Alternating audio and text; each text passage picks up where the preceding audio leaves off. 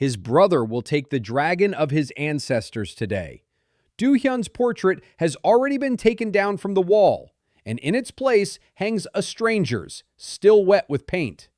His mother had spent 3 months embroidering his cloak right up until her death, believing that her son would become the master of the beast. She did not know that she had given him something far more terrifying than a dragon. The dying mother's comb shatters into 2 pieces against the stone slabs. Min-soo doesn't even look down. He nudges a shard with the toe of his boot and smiles with that same corner of his mouth that has made Do-hyun grit his teeth since childhood. Oops, sorry little brother, I'll buy you a new one when I become the clan leader. The 6 elders laugh heartily. Grandfather Chae Gwan-jo keeps his hand on Min-soo's shoulder and doesn't blink. He has made up his mind. Baekryon's soul deserves better. Today, Min-soo will take the bond. Grandfather drops the news as casually as if he were discussing lunch. Not his grandson's future, not 6 generations of blood. Lunch. Do-hyun stands in his ceremonial robe. The golden dragons on the fabric still smell of his mother's hands. She placed this comb in his palm on her deathbed and said that Baekryong was waiting for him. That blood remembers. Now the comb lies in 2 pieces on the floor, and the dragon behind the wall is already spreading its wings for a stranger's master. Do-hyun is 14. The fresh brand on his palm burns like a burn. The number 7. Elder Gu Byung-soo laughed the loudest when he branded the number. He even asked the master to repeat it. 7. Definitely not a mistake. Maybe they skipped the 0. And again, laughter echoes to the ceiling of the ancestral hall. Do-hyun hears that laughter and digs his fingernails into his own palm to keep from screaming. He looks at his grandfather. His grandfather looks away first, not out of shame, out of boredom. The old man has already mentally crossed him off the list and moved on to more important matters. And this is where the most humiliating part begins. They shove ritual compensation at Do-hyun. Slime. F rank. A transparent lump trembles in a glass jar like jelly left out in the sun. Here's your monster. Gu Byung-soo flings the jar onto the edge of the table so that it nearly falls. We wouldn't even waste better slime on you. Do-hyun catches the jar before it hits the floor. He catches it reflexively, and he catches his grandfather's new gaze. Surprised, as if the old man has noticed for the first time this evening that his grandson is moving at all. The look fades in a second. 2 servants grab Do-hyun by the arms and drag him toward the gate. Not roughly, worse, indifferently, like they're carrying out junk. He walks past the portraits of 6 generations of Chae Tamer, his great-grandfather with a leopard the size of an ox, his young grandfather with a wolf whose eyes burn like coals, his father, whom Do-hyun barely remembers, with a tiger on a chain of pure silver. And in the last spot, Min-soo already hangs. The oil still glistens. They knew in advance. Everyone knew. The artist painted this portrait for weeks while Do-hyun prepared for the ceremony, believing that the place was his. His mother didn't know. His mother died thinking her son would become the dragon's master. Do-hyun pauses for a moment before the empty frame that was meant to hold his face. A servant tugs at his elbow. Let's go. Do-hyun walks. The gate slams shut behind him. A heavy bolt drops into its hinges with a sound like someone breaking a bone. Not a single servant comes out to see him off. The winter wind hits his face. His mother's cloak gets wet from the snow. Do-hyun slips his hand into his pocket and feels for 2 shards of the comb. The sharp edges dig into his fingers. Blood flows across his palm, right over the number 7. He grips them tighter. The pain helps him think. The pain reminds him that he is still alive. Then he shifts his gaze to the jar in his other hand. The lump inside shudders, not from the cold. It beats in time with Do-hyun's pulse. 1, 2, 3. Exactly in time.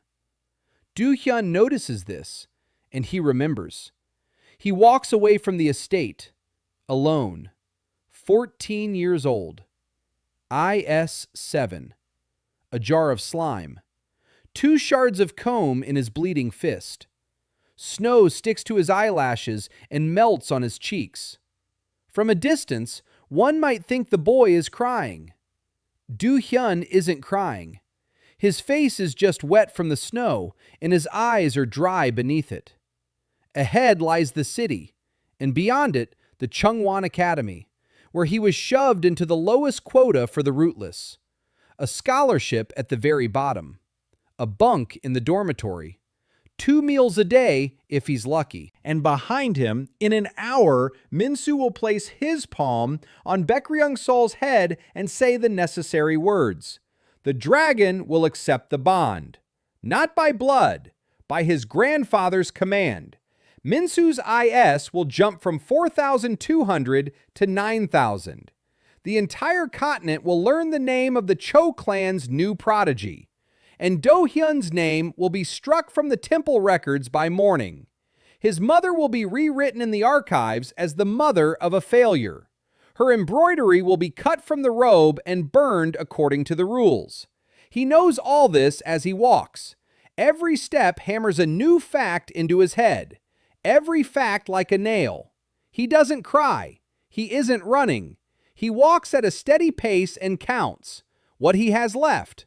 1 robe, 2 hands, 1 enemy named grandfather and another named brother, and a can. The road to the city stretches through the night forest. Do-hyun hears something rustling in the bushes.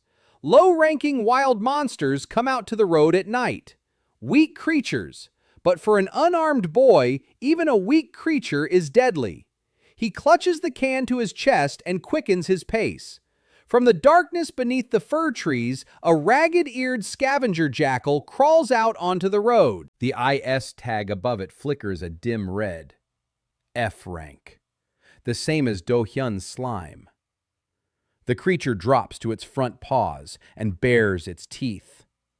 Do-hyun freezes. He can't run. It'll catch up. He has nothing to fight with. And then the can in his hands flares up. The slime shoots upward in a sharp tongue and strikes the glass from the inside. The jackal recoils. The fur on its mane stands on end. The creature that a second ago was preparing to rip his throat out is now backing away. It whimpers and scurries back into the darkness with its tail tucked between its legs. Do-hyun stands in the middle of the road and looks at the jar. The slime has settled again into a transparent lump, as if nothing had happened. But the jackal sensed it. It sensed something that makes a predator run. Do-hyun licks his parched lips. What have they given me? His first night at the inn by the academy walls eats up his last copper coin. The innkeeper looks at the rain-soaked cloak with golden dragons and the jar of slime and snorts. One of the nobility, perhaps. Do-hyun doesn't answer. The innkeeper shrugs and tosses him a key. The room is the size of a closet. It smells of dampness and mice. A spider web hangs from the ceiling. Do-hyun sets the jar on the windowsill and collapses onto the thin mattress. Sleep won't come. He stares at the slime in the moonlight. The lump glimmers, barely noticeable, like the moon reflected in a puddle, only the moon is behind the clouds. The light comes from inside the slime. Do-hyun jumps up and presses his face against the glass. The slime flows inside the jar in slow circles. And in every circle, he sees not his own face, his heartbeat, his pulse, right on the surface, in waves. He freezes and holds his breath. The slime freezes too. He clenches his fist around the shards and makes his pulse race faster. The slime trembles faster. Then his palm burns. Do-hyun turns his hand over. The brand flashes. The number jumps. 7 becomes 12, then 15, then 19. He watches the number grow and feels the slime pulling something warm from him. Not strength, not blood, attention. It feeds on his attention, his presence. The harder he stares, the more it takes. The number freezes at 19. The slime calms down and becomes transparent again. It was 7 at the ceremony this morning. Now it's 19. In 6 hours, without training, without a ritual, without a real monster. Simply because the slime reflected his pulse. Do-hyeon sits down on the mattress and stares at the jar for a long time. One thought keeps spinning in his head. If in 6 hours and with just one concentration, the number jumped nearly threefold, what will happen in a month? In a year? In 10 years? He does the math in his head and is frightened by the result himself. The numbers don't match anything he knows about taming. That doesn't happen. For all tamers, IS growth happens drop by drop. 1 point a week with frantic effort. And here, 19 in one night. He doesn't know that what he holds in his hands is a fragment of the primordial god. He doesn't know that his mother swapped the ritual slime for a sleeping monster older than the continent itself. He doesn't know the word Hogyong-chon, seared into the oldest temple tablets that no one has read in ages. But one thing he understands right now, they didn't give him compensation, they gave him a weapon. And the one who tossed that weapon at his feet didn't even realize what he'd done. Do-hyeon recalls Gu Byung-soo's face, laughing, tossing a can onto the edge of the table. The elder thought he was humiliating the boy with trash, but he placed in his hands the very thing for which the entire Cho clan would strangle one another. Do-hyeon laughs quietly in the darkness, for the first time all day. The laughter comes out hoarse and terrifying. He is frightened by it himself and falls silent.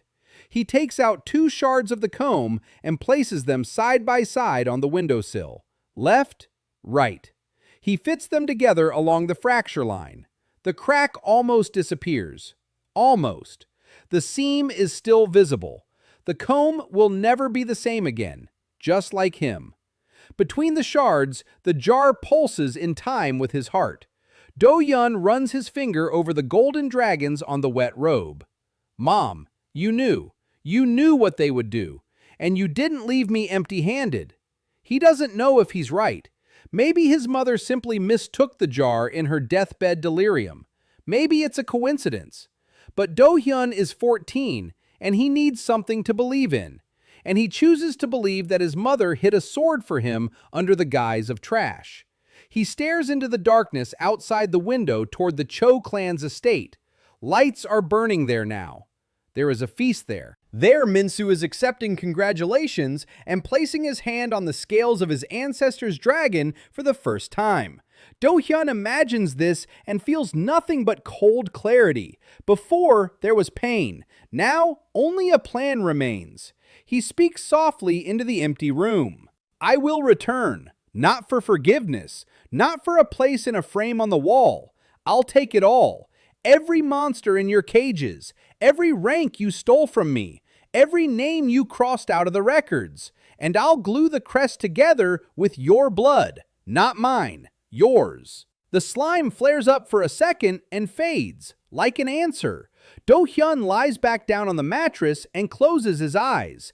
Tomorrow, he'll be enrolled in the academy under the lowest quota.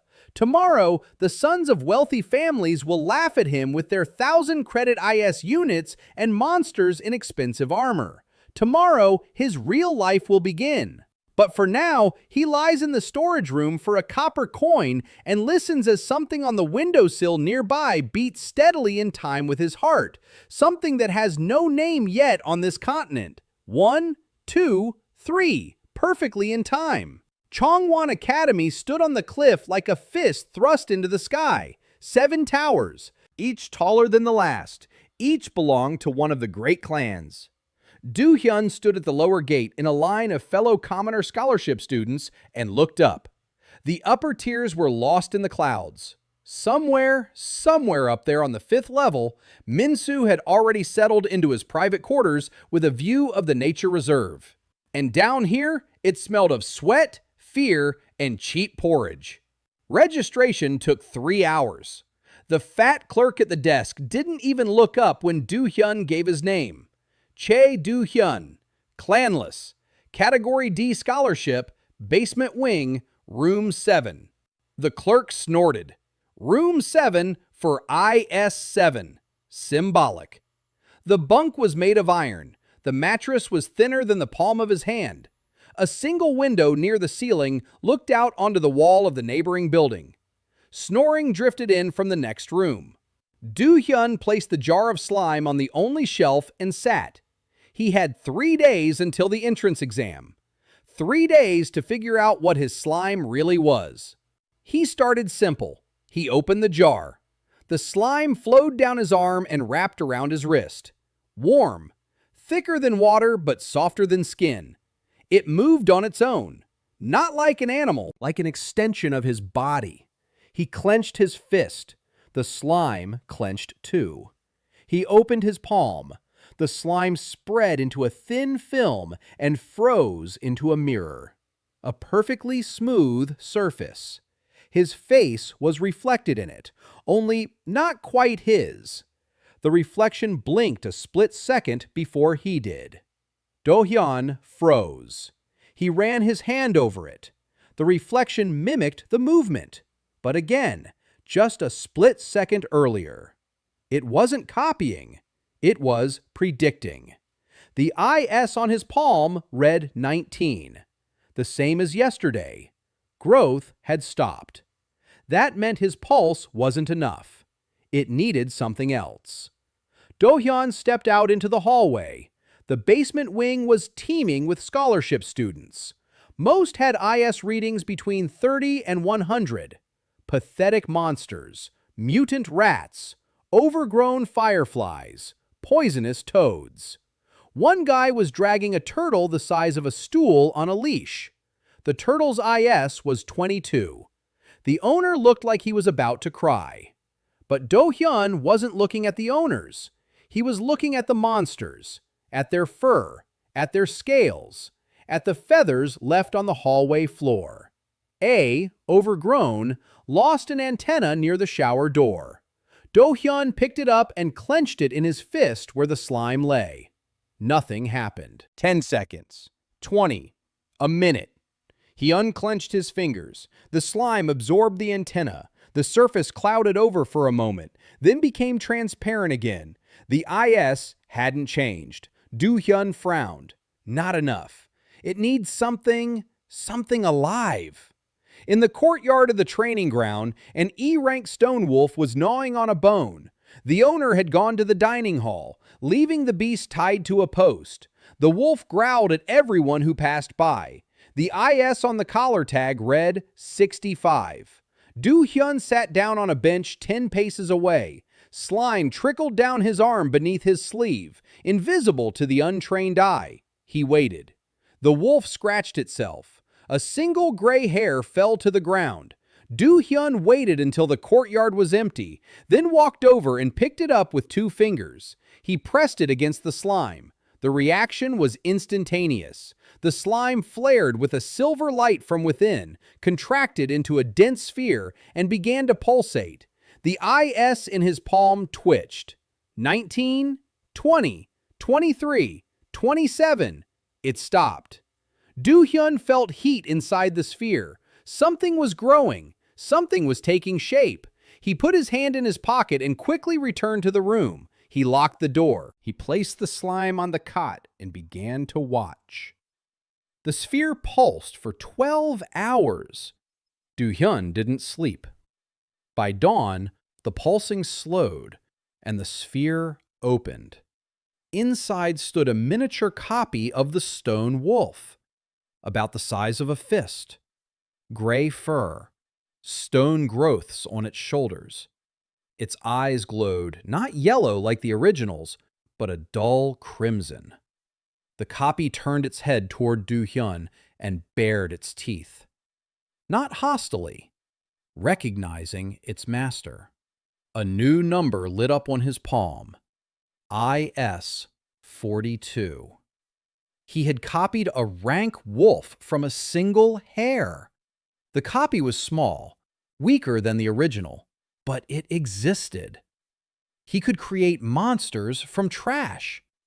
Do-hyeon put the copy back into the slime. The wolf dissolved into the mirror-like surface like a stone in water. For a second, the slime took the shape of a wolf's snout and became a drop again. Shadow Archive. He didn't know that word, but he understood the essence. The slime stores, the slime copies, and the slime amplifies. A single hair produced a scaled-down copy. And what would a drop of blood yield? He went out to the training ground again. The stone wolf was still gnawing on a bone. Do-hyeon stared at the beast for 5 minutes. Then at the tag on its collar. Then at the training ground schedule. The wolf was assigned to a cadet named Kwon Chi-son. The exam is in 2 days. Kwon will surely be training. During intense training, wolves bleed from their gums.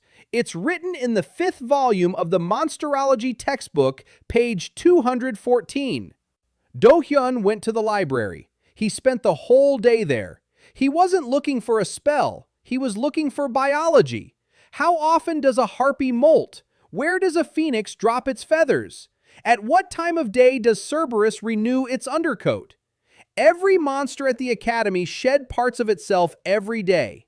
Blood in the training pits, scales on the walls of the enclosures, feathers in the upper-level corridors.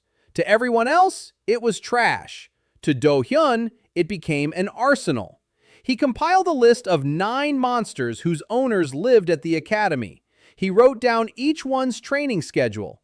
He marked the spots where they left biomaterial. He worked until midnight. Slime lay on the table next to the books and shimmered in time with his heartbeat. By the morning of the 2nd day, Do-hyeon had collected 3 samples. The stone wolf's fur was already working. A feather from the Moon Clan's harpy, and a dried up of blood from the training pit. The blood belonged to Cerberus. C rank, IS 380. Owner, Han Ji-won. Son of a baron from the eastern province. Arrogant. Loud. He beat up scholarship students for fun. The slime absorbed Cerberus's blood and contracted into a sphere twice as dense as the one made from the wolf's fur. Do-hyeon felt the heat travel up his entire arm to his shoulder. IS jumped. 27, 34, 41, 48, 51. Stop. The pulsation in the ball was stronger, deeper. This copy was maturing more slowly. 24 hours. Exactly a day. The harpy's feather produced another ball nearby. The IS crawled up to 53. 2 copies were maturing simultaneously. The slime split into 2 pockets, each pulsing to its own rhythm. Do-hyeon sat on the cot and counted. The entrance exam was tomorrow. Cerberus would be ready by morning. The harpy by noon. The stone wolf was already ready. He would have 3 copies. IS is around 340 if you count the accumulated aura. That's enough to pass the exam.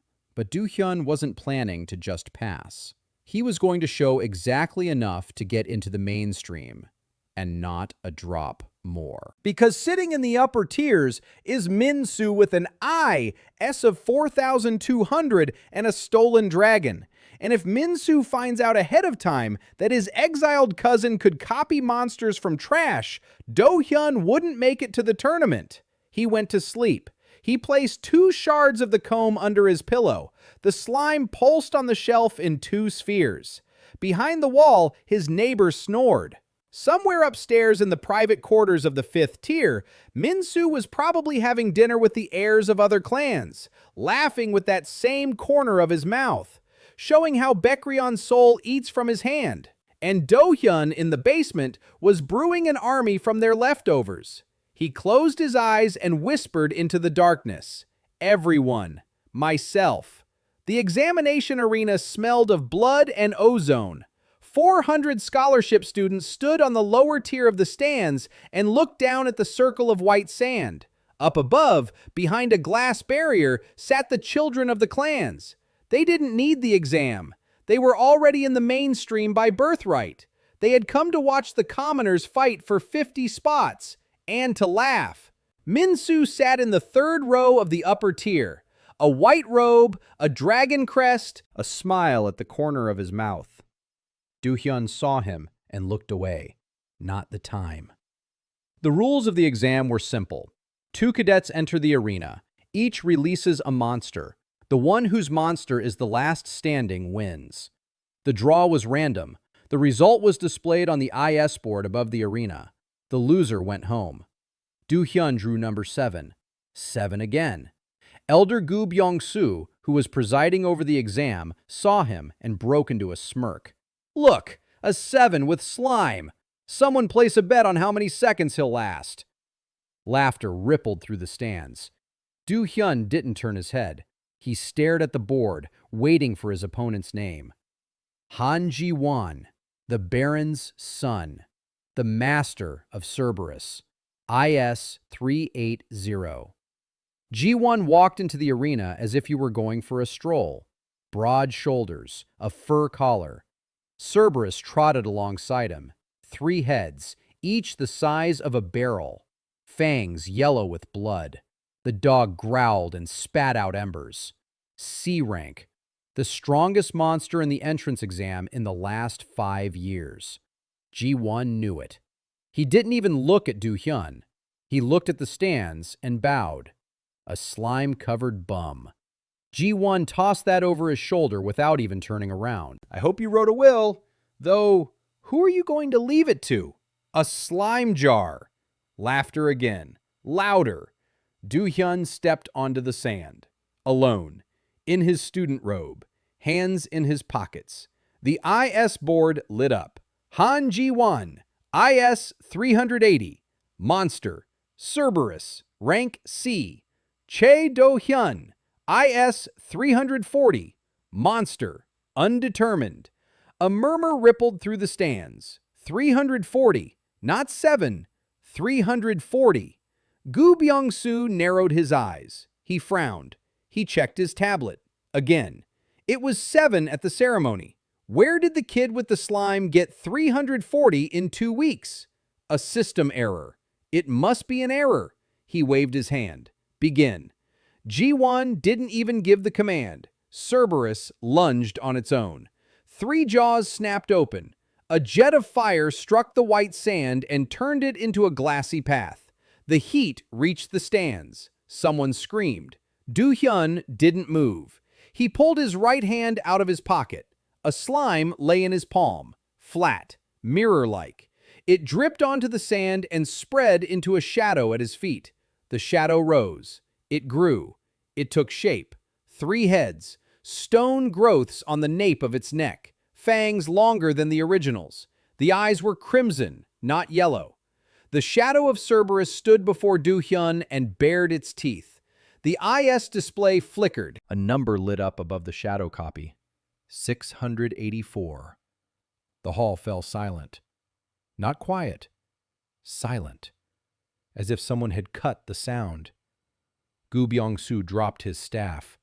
The metal rod struck the stone floor of the box, and the sound echoed throughout the arena in absolute silence. Ji-won stopped.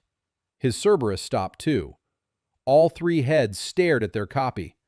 The copy was larger, wider, heavier, and it smelled like them. The same scent, the same blood, only stronger. The original Cerberus whimpered. The middle head drooped. The left one backed away. The right one flattened its ears. Ji-won screamed, "Attack! Attack it!" The Cerberus didn't move. Ji-won kicked the beast in the side. The Cerberus yelped, turned, and ran. Not toward the enemy. Away. Off the arena. The 3-headed C-rank hound was running from its own shadow, yelping like a puppy. It crashed into the arena fence, leaped over the barrier, plunged into the stands. Spectators scattered in all directions. Someone fell off a bench. The chaos lasted 20 seconds before 3 magisters caught the frenzied Cerberus in a net. Jivan stood alone in the arena. His monster had escaped. The fight was over. The IS display showed the result. Winner, Choi Do-hyeon. Do-hyeon sent the shadow back into the slime. The copy dissolved into the mirrored surface like smoke. He hadn't even broken a sweat. He turned toward the exit. The stands were so quiet he could hear his own footsteps on the sand. Then a voice from above. Quiet. From the 3rd row of the upper tier. Min-soo was no longer smiling. He stood by the glass barrier and stared at his cousin without blinking. His hand gripped the railing so tightly that his knuckles turned white. Next to Min-soo sat a girl in a uniform bearing the Baek clan crest. Baek Sol-ah, IS 3800. She wasn't looking at Do-hyeon, at the scoreboard, 684. She whispered the number and pulled out a notebook.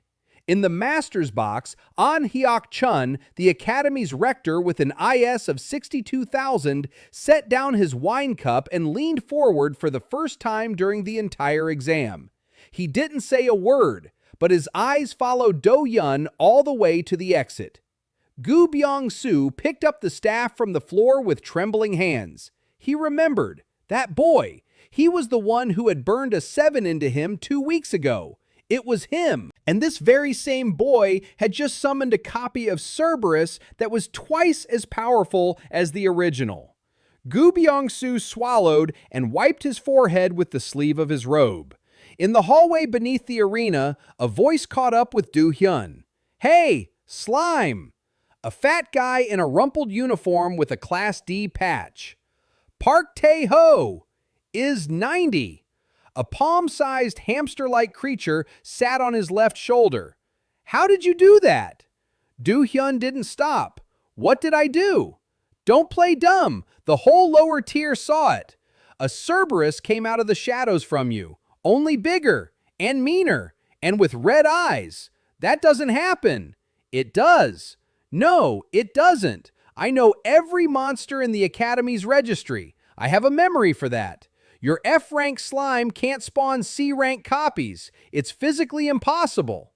Do-hyeon stopped. He looked at Tae-ho. He wasn't joking. His eyes darted not out of fear, but out of excitement. This fat guy with a hamster on his shoulder wasn't afraid. He wanted to understand. "You know all the Academy's monsters. All of them. The owners' names, too." Tae-ho nodded. "And where they're being held?"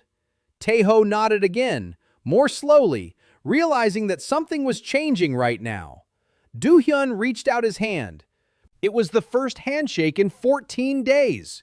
Tae-ho looked at the palm bearing the IS brand and shook it. The hamster squeaked. Park Tae-ho hadn't lied about the memory. The next morning, he laid out 23 sheets of paper covered in small handwriting on Do-hyeon's cot. Each sheet contained a cadet's name, clan, monster rank, type, IS, training schedule, enclosure location, beast's habits. Do-hyeon picked up the first sheet and read it. So Jinho, So Clan, Wyvern, B rank, IS 1400. Training on Wednesdays and Fridays at Training Ground 3. The Wyvern sheds its scales every 10 days. The scales get stuck in the training ground's drainage grate. How do you know that? Tae-ho shrugged. "I'm fat and quiet. People don't notice me, but I notice everything." They agreed quickly. Tae-ho gathers the information. Do-hyeon doesn't ask why. Both understand that asking questions in the basement wing is dangerous. The first target was simple, a D-rank fire crab belonging to a cadet from a minor clan, IS 110. The crab shed its shell once a week and left fragments of its carapace in the training block's sewer system. Tae-ho brought a shell fragment wrapped in a rag.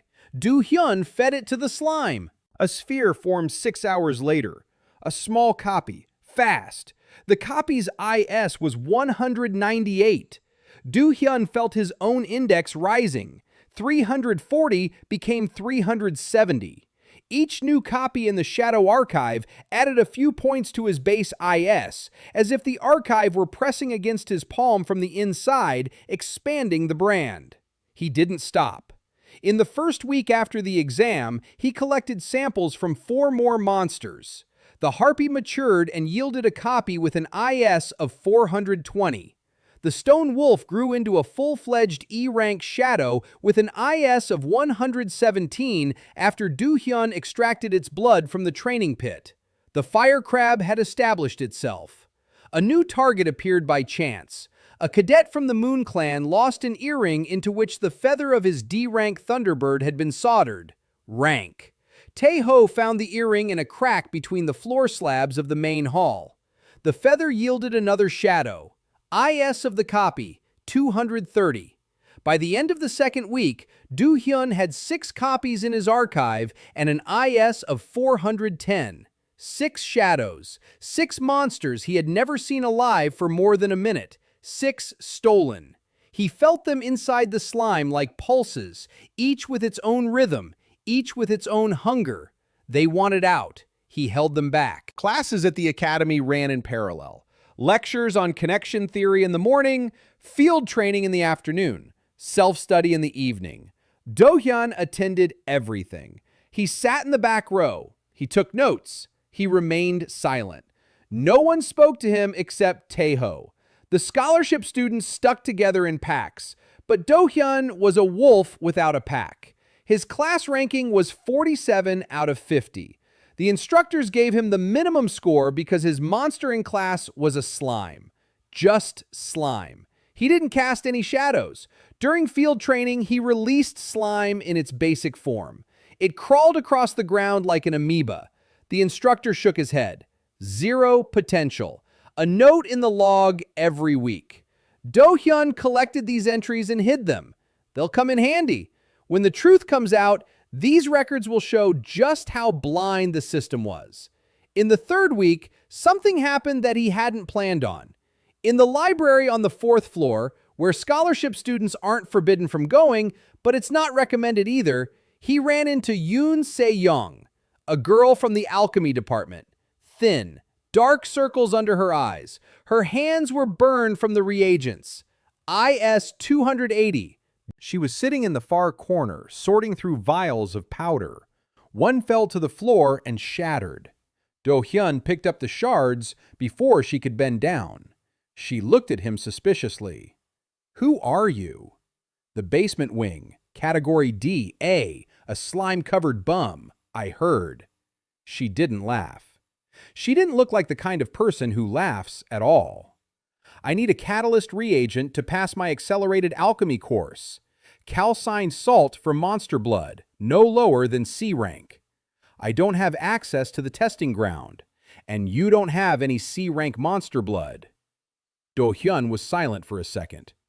"I do." Se-yeon raised an eyebrow. "One condition. You tell me which reagents accelerate the maturation of biomaterial in a living environment." She frowned. "That's a specific question.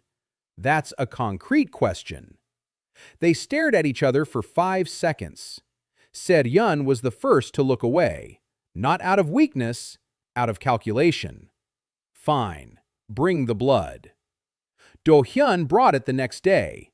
Dried blood of Cerberus, enough for 3 tests. Se-yeon took it without asking questions. In return, she gave him a list of 4 substances.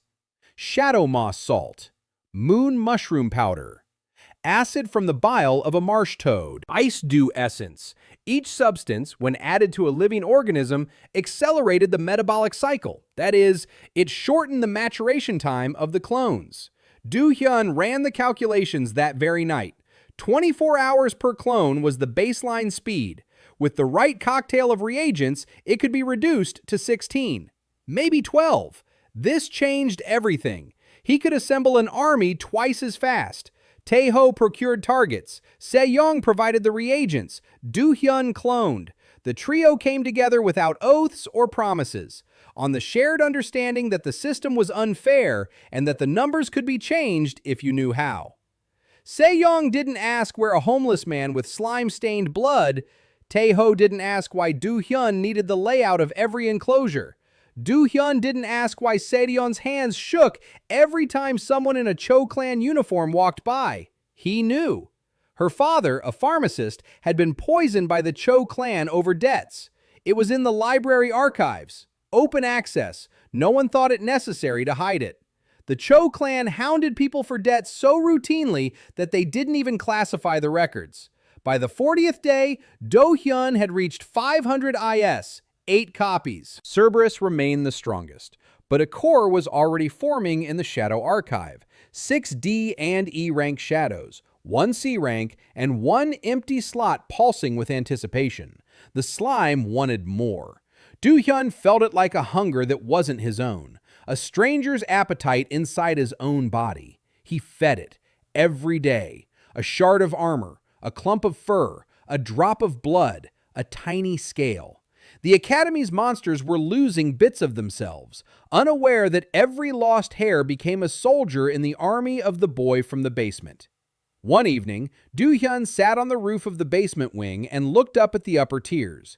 The windows on the 5th floor glowed with golden light. The heirs lived there. Min-soo was having dinner there. Behind the glass, the silhouette of Baekryong's soul passed by. Silver wings, a long tail. The dragon that had been stolen from Do-hyun right before his dead mother's eyes. Do-hyun pulled half a comb from his bosom. He ran his finger along the chip. The sharp edge scratched his skin. A drop of blood fell onto the jade and was absorbed into the stone instantly, as if the comb had been waiting specifically for his blood. Do-hyun put the comb away. He looked at the silhouette of the dragon in the window. He spoke silently, moving only his lips. Soon. Full moon. The 45th day. The entrance ranking exam that determines which scholarship recipients will make it into the mainstream. 50 spots in the arena. The result decides everything. Failure means expulsion and a black mark on his record. Do-hyun woke up an hour before dawn. The slime on the shelf pulsed steadily. 4 copies, fully ready. Cerberus, Harpy, Stonewolf, Fire Crab. 4 more maturing. His IS on his palm glowed with the number 340. He deliberately kept the number below his actual level. The slime knew how to do this. It absorbed part of his aura and hid it in a shadow archive, masking his real index. In reality, his IS had already surpassed 500, but the display would show 340. That would be enough to cause surprise, but not panic. Exactly as much as needed. Tae-ho met him at the arena entrance. He was nervous. He wiped the sweat from his forehead with the hamster. The hamster endured it. The 23rd fight. You're up against Im Han-bin, the Im clan, the Thunderstorm Varan, D rank, IS 290. The Varan strikes with lightning from its tail. 3-meter radius, 5-second cooldown between strikes. Weak spot, belly, scales are 4% thinner there. Do-hyun nodded. He wasn't interested in the monitor lizard. He was interested in the 29th fight. Kwon Chi-seon was fighting there, the owner of that very stone wolf whose fur Do-hyun had picked up on the first day. Kwon had won 6 fights in a row. If Do-hyun and Kwon both won the 23rd and 29th fights, they would be pitted against each other in the semifinal bracket. And then Kwon would see his own wolf stands before him with crimson eyes. Do-hyun didn't want that. Not now. Too soon. Too many questions. He decided to finish the 23rd match quickly and cleanly, without any shadows. The arena was buzzing. Cadets filled the stands. The upper tier was once again occupied by the clan's children. Do-hyun found Min-soo with his eyes. His cousin was there, but he wasn't smiling anymore. He was looking at the arena with the same expression a surgeon uses when looking at a tumor. Cold interest. Sitting next to Min-soo was a man Do-hyun hadn't seen before. Older, around 30. A black robe without a crest. A face carved from stone. He wasn't looking at the arena. He was looking at Do-hyun. Only at Do-hyun. Who is that? Tae-ho turned pale. I don't know. No crest, no insignia, but he's sitting next to the heir of the Choi clan, so he was invited. Do-hyeon memorized the face and stepped onto the sand. Im Han-bin was already standing on the other side. A storm Varen hissed at his feet. A 2-meter-long lizard. Purple lightning ran across the scales of its tail. The display lit up. Im Han-bin, IS 290. Choi Do-hyeon, IS 340. Han-bin narrowed his eyes. You're that guy with the fake copy of Cerberus. Fake. Han-bin smirked. Everyone knows it was a trick, a hologram. F-rank slimes don't copy C-rank beasts. My father said the academy would investigate you for cheating after the exam. Do-hyeon didn't answer. The gong sounded. The monitor lizard lunged. Its tail lashed out at the sand, sending a bolt of lightning flying. A violet arc shot toward Do-hyeon with a crack that made his ears ring. Do-hyeon stepped to the left. The lightning passed by, missing him by a hair's breadth. The sand at the point of impact melted into a glassy blob. 5 seconds until it recharges. Do-hyeon counted in his head. The monitor lizard spun around. A second bolt of lightning. Do-hyeon stepped again. He didn't dodge. He simply stepped. Calmly, as if he were stepping around a puddle on the sidewalk. The lightning burned a furrow in the sand 1/2 meter from his foot. The stands buzzed. He's not letting the monster out. What is he doing? The Varen attacked a 3rd time. Do-hyeon crouched. The lightning flashed overhead. The heat singed his hair. It smelled like something was burning. The 4th bolt. The 5th. The 6th. Do-hyeon moved minimally. A step. Half a step. A lean. He was reading the Varen. Counting the intervals, memorizing the angle of its tail before the strike, 43 degrees to the left. The Varen always struck to the left before a direct hit. Always. Han-bin shouted commands. Varen was running out of steam. The cooldowns were getting longer. 5 seconds became 6, then 7. The 8th strike was weaker than the previous ones. The lightning didn't even reach Do-hyeon. It dissipated in the air as purple sparks. Varen stopped. He was breathing heavily. The scales on his tail had lost their luster, overheating. Do-hyeon took a step forward, 1 step, and released the slime. Not a copy, just slime, in its basic form. A transparent lump fell onto the sand and crawled toward Varan. Han-bin laughed. Are you serious? Slime against Varan? That's not even funny. The monitor lizard lashed out with its tail. Lightning struck the slime and vanished. The slime absorbed the entire charge. Its surface flashed purple for a split second and went dark. The lump continued crawling. Han-bin stopped laughing. The monitor lizard struck again. Weaker. The slime absorbed it again. Han-bin shouted for the Varan to retreat. Too late. The slime crawled up to the lizard and touched its tail. A single touch.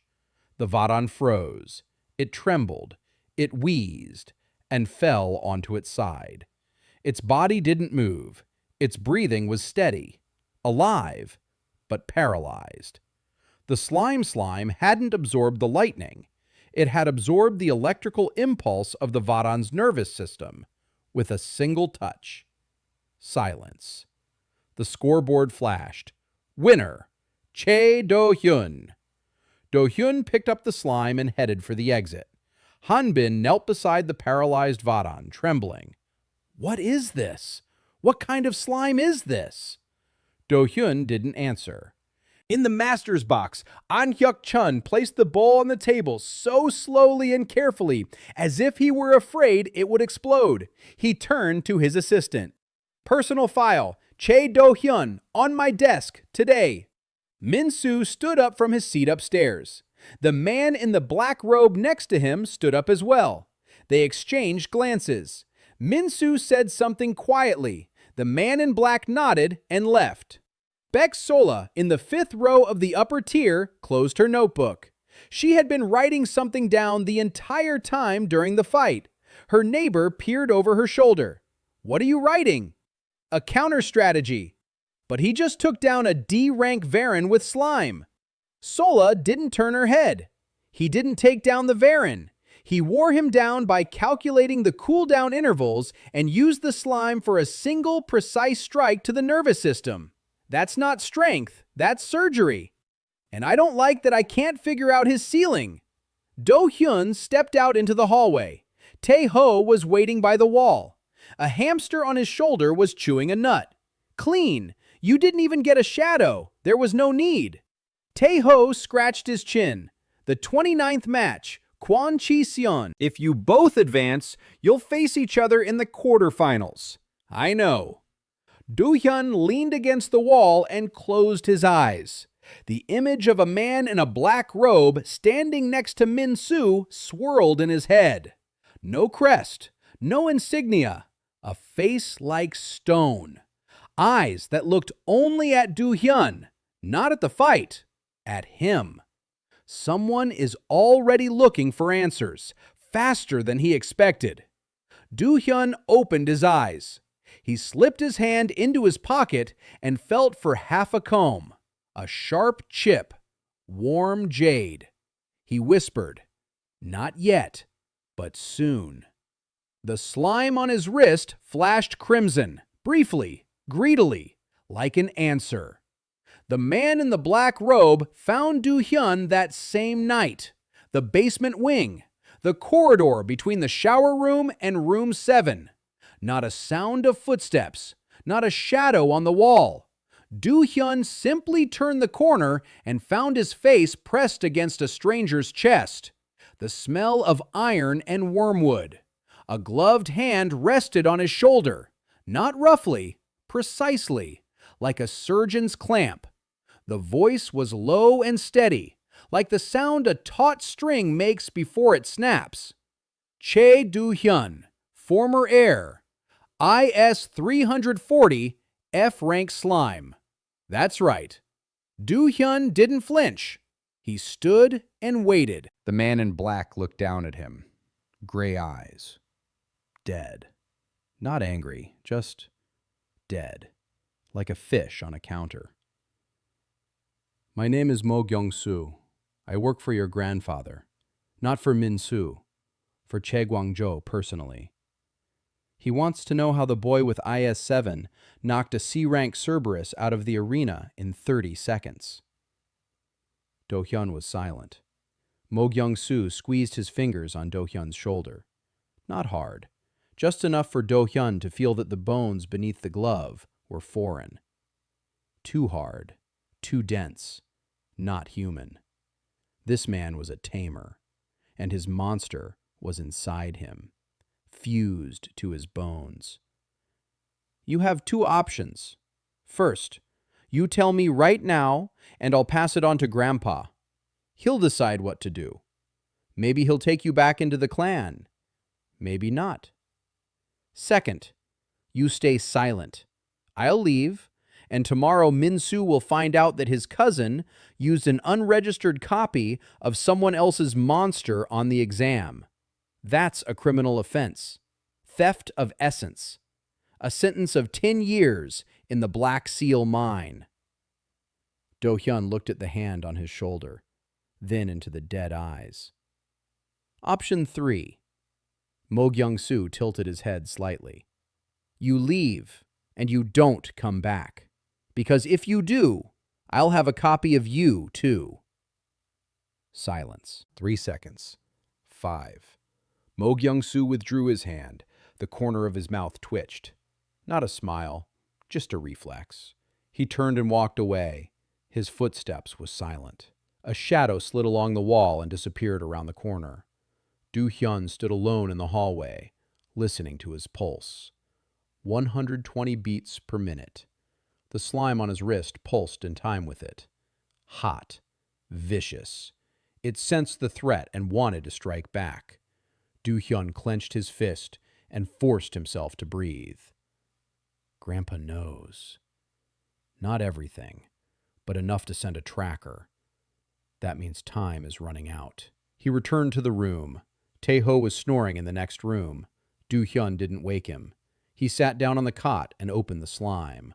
The four shadows inside pulsed evenly. Cerberus, Harpy, Stone Wolf, Fire Crab. +4 in the making. Not enough. If Grandpa sends someone more serious than Mo Kyung-soo, if Min-soo decides not to wait, if the Academy starts an investigation, he needs a breakthrough, not another D-rank weakling. Real power. B-rank minimum. He pulled out Taeho's list and found the entry he needed. So Jin-ho, the So clan, Wyvern, B-rank, IS 1400. Wyverns molt every 10 days. Scales in the drainage grate of Training Ground 3. Next shedding in 4 days. Do-hyeon went to bed. In the morning, he found Se-ryong in the alchemy department lab. She was distilling reagents and looked like she hadn't slept in 3 days. I need a stronger accelerator than before. For B rank. Se-ryong didn't look up. Ice Dew Essence. Double concentration. But I don't have access to the upper tier cold storage chambers. That's the only place they store Ice Dew. Do-hyeon took something wrapped in cloth out of his pocket. He placed it on the table. Se-ryong unwrapped it. 3 crystals of refined salt. Top grade. Made from Cerberus's blood processed using the triple distillation method. The price on the Academy's black market is about 40 gold pieces per crystal. Se-ryong looked up for the first time during the entire conversation. Where are you? Don't ask. She looked at the crystals, then at Do-hyeon, then back at the crystals. She took them. It'll be ready in 2 days. 4 days of waiting. Do-hyeon used them for reconnaissance. Taeho obtained the blueprint for Training Ground 3 from the administrative archives. The fat guy simply walked into the quartermaster's office when he stepped out for lunch and redrew the plan from memory in 3 minutes. Ham stood guard by the door. The drainage grate for Site 3 was located in an underground channel leading to the Academy's treatment facilities. Access was through a maintenance hatch behind the second-tier barracks. The lock was magical. Defense rank D. Do-hyeon's slime could mimic the aura of any D-rank monster whose copy it had already devoured. The Stone Wolf was a perfect fit. The aura of stone. A stone lock. Resonance. On the 3rd day, Do-hyeon descended into the canal at night, alone. Taeho stayed above to watch for the patrol. 2 short whistles if anyone was coming. 1 long whistle if there was danger. The canal stank. The darkness was thick and damp. The slime on his wrist glowed with a dim crimson light, enough to see 3 steps ahead. He walked for 10 minutes. The walls narrowed. The ceiling pressed down. Water up to his ankles. Then he heard it. Breathing. Not his own. Something was breathing in the darkness ahead. Heavy. Wet. With a wheeze. Do-hyeon froze. The slime froze too. The light went out. He stood in absolute darkness and listened. The breathing was getting closer. Footsteps. Heavy. Through the water. Splash. Splash. Splash. Then a voice. A woman's. Sharp. If you're a patrolman, turn around and leave. If you're a thief, I'll break both your arms and leave you here. Yoon Se-ryong. Do-hyeon exhaled. What are you doing here? What are you doing here? A pause. You're after Viverna's scales too. Do-hyeon didn't answer, which was an answer in itself. Se-ryong turned on her lantern, an alchemical lamp, green light. Her face was wet with sweat. In her hands, a bag and long tongs. She wasn't just getting him reagents. She went into the sewers herself and collected the material. For her experiments, for her grades, for survival. They stood ankle-deep in dirty water and looked at each other.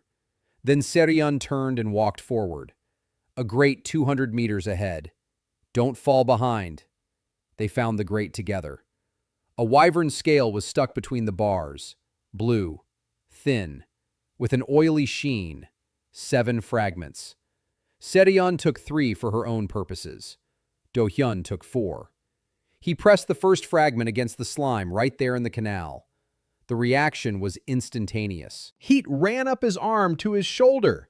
The slime flared so brightly that it lit up the entire tunnel 20 paces ahead.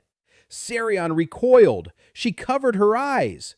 When the light faded, her face was white. What is this? This is my slime. This isn't F rank. Do-hyeon put his hand in his pocket. It is F rank, just a different kind of F rank. Sarion looked at him for a long time. Then she nodded and walked toward the exit. She didn't ask a single question more, but Do-hyeon saw her hands shaking, not from the cold. He returned to the room at dawn. The slime on the shelf had already formed a new sphere, denser than all the previous ones, hot, pulsing at a frequency that resonated in Do-hyeon's ribs. A B-rank copy, for the first time. It would take a day to mature. With the Sarion accelerator, maybe 18 hours. The IS on his palm crept upward. 410, 450, 490, 520. He could feel the number growing physically, like pressure inside his skull, like ringing in his ears. The slime fed and grew and wanted more, always more. Taeho peeked into the room in the morning. He saw the sphere on the shelf. He turned pale. It's what I think it is. A wyvern. B rank is of the original 1,400. If the replication coefficient is the same as with Cerberus, there will be a shadow, Taeho calculated in his head. 2,520. Do-hyeon nodded. 520. Taeho sat down on the floor. The hamster fell off his shoulder and squeaked. You'll have a monster stronger than any cadet in the mainstream, stronger than most graduates. Yeah, and you're still ranked 47th. Yeah. Taeho was silent. You're crazy. Maybe, but I'm a lunatic who, in 18 hours, will have a B-rank wyvern with an IS of 2,520, and Minsu still has only one dragon, and he doesn't even know what I'm thinking. Taeho looked up at him from the floor.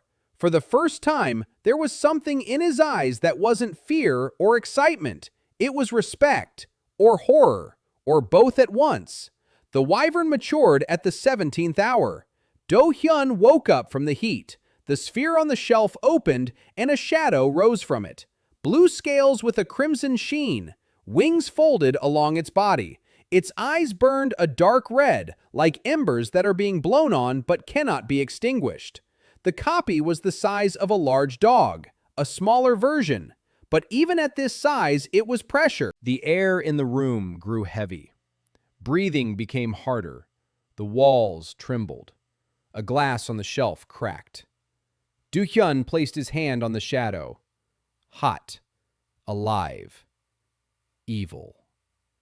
The wyvern looked at him and made a sound. Not a growl, not a roar. A quiet, glassy chime, as if 100 bells were ringing inside her throat. She recognized her master.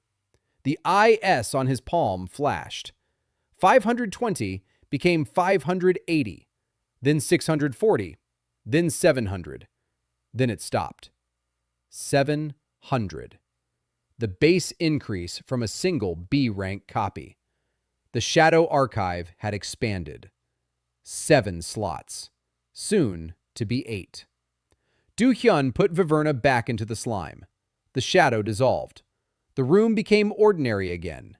Only the crack in the glass remained, and the smell of ozone. He looked at his watch. Morning. First class in an hour. Theory of Combat Communication. Master Chang Eun-ho. A disgraced professor.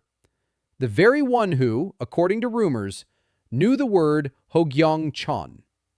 Do-hyeon attended his lectures not out of interest in the theory, out of interest in what Chang Eun-ho said between the lines.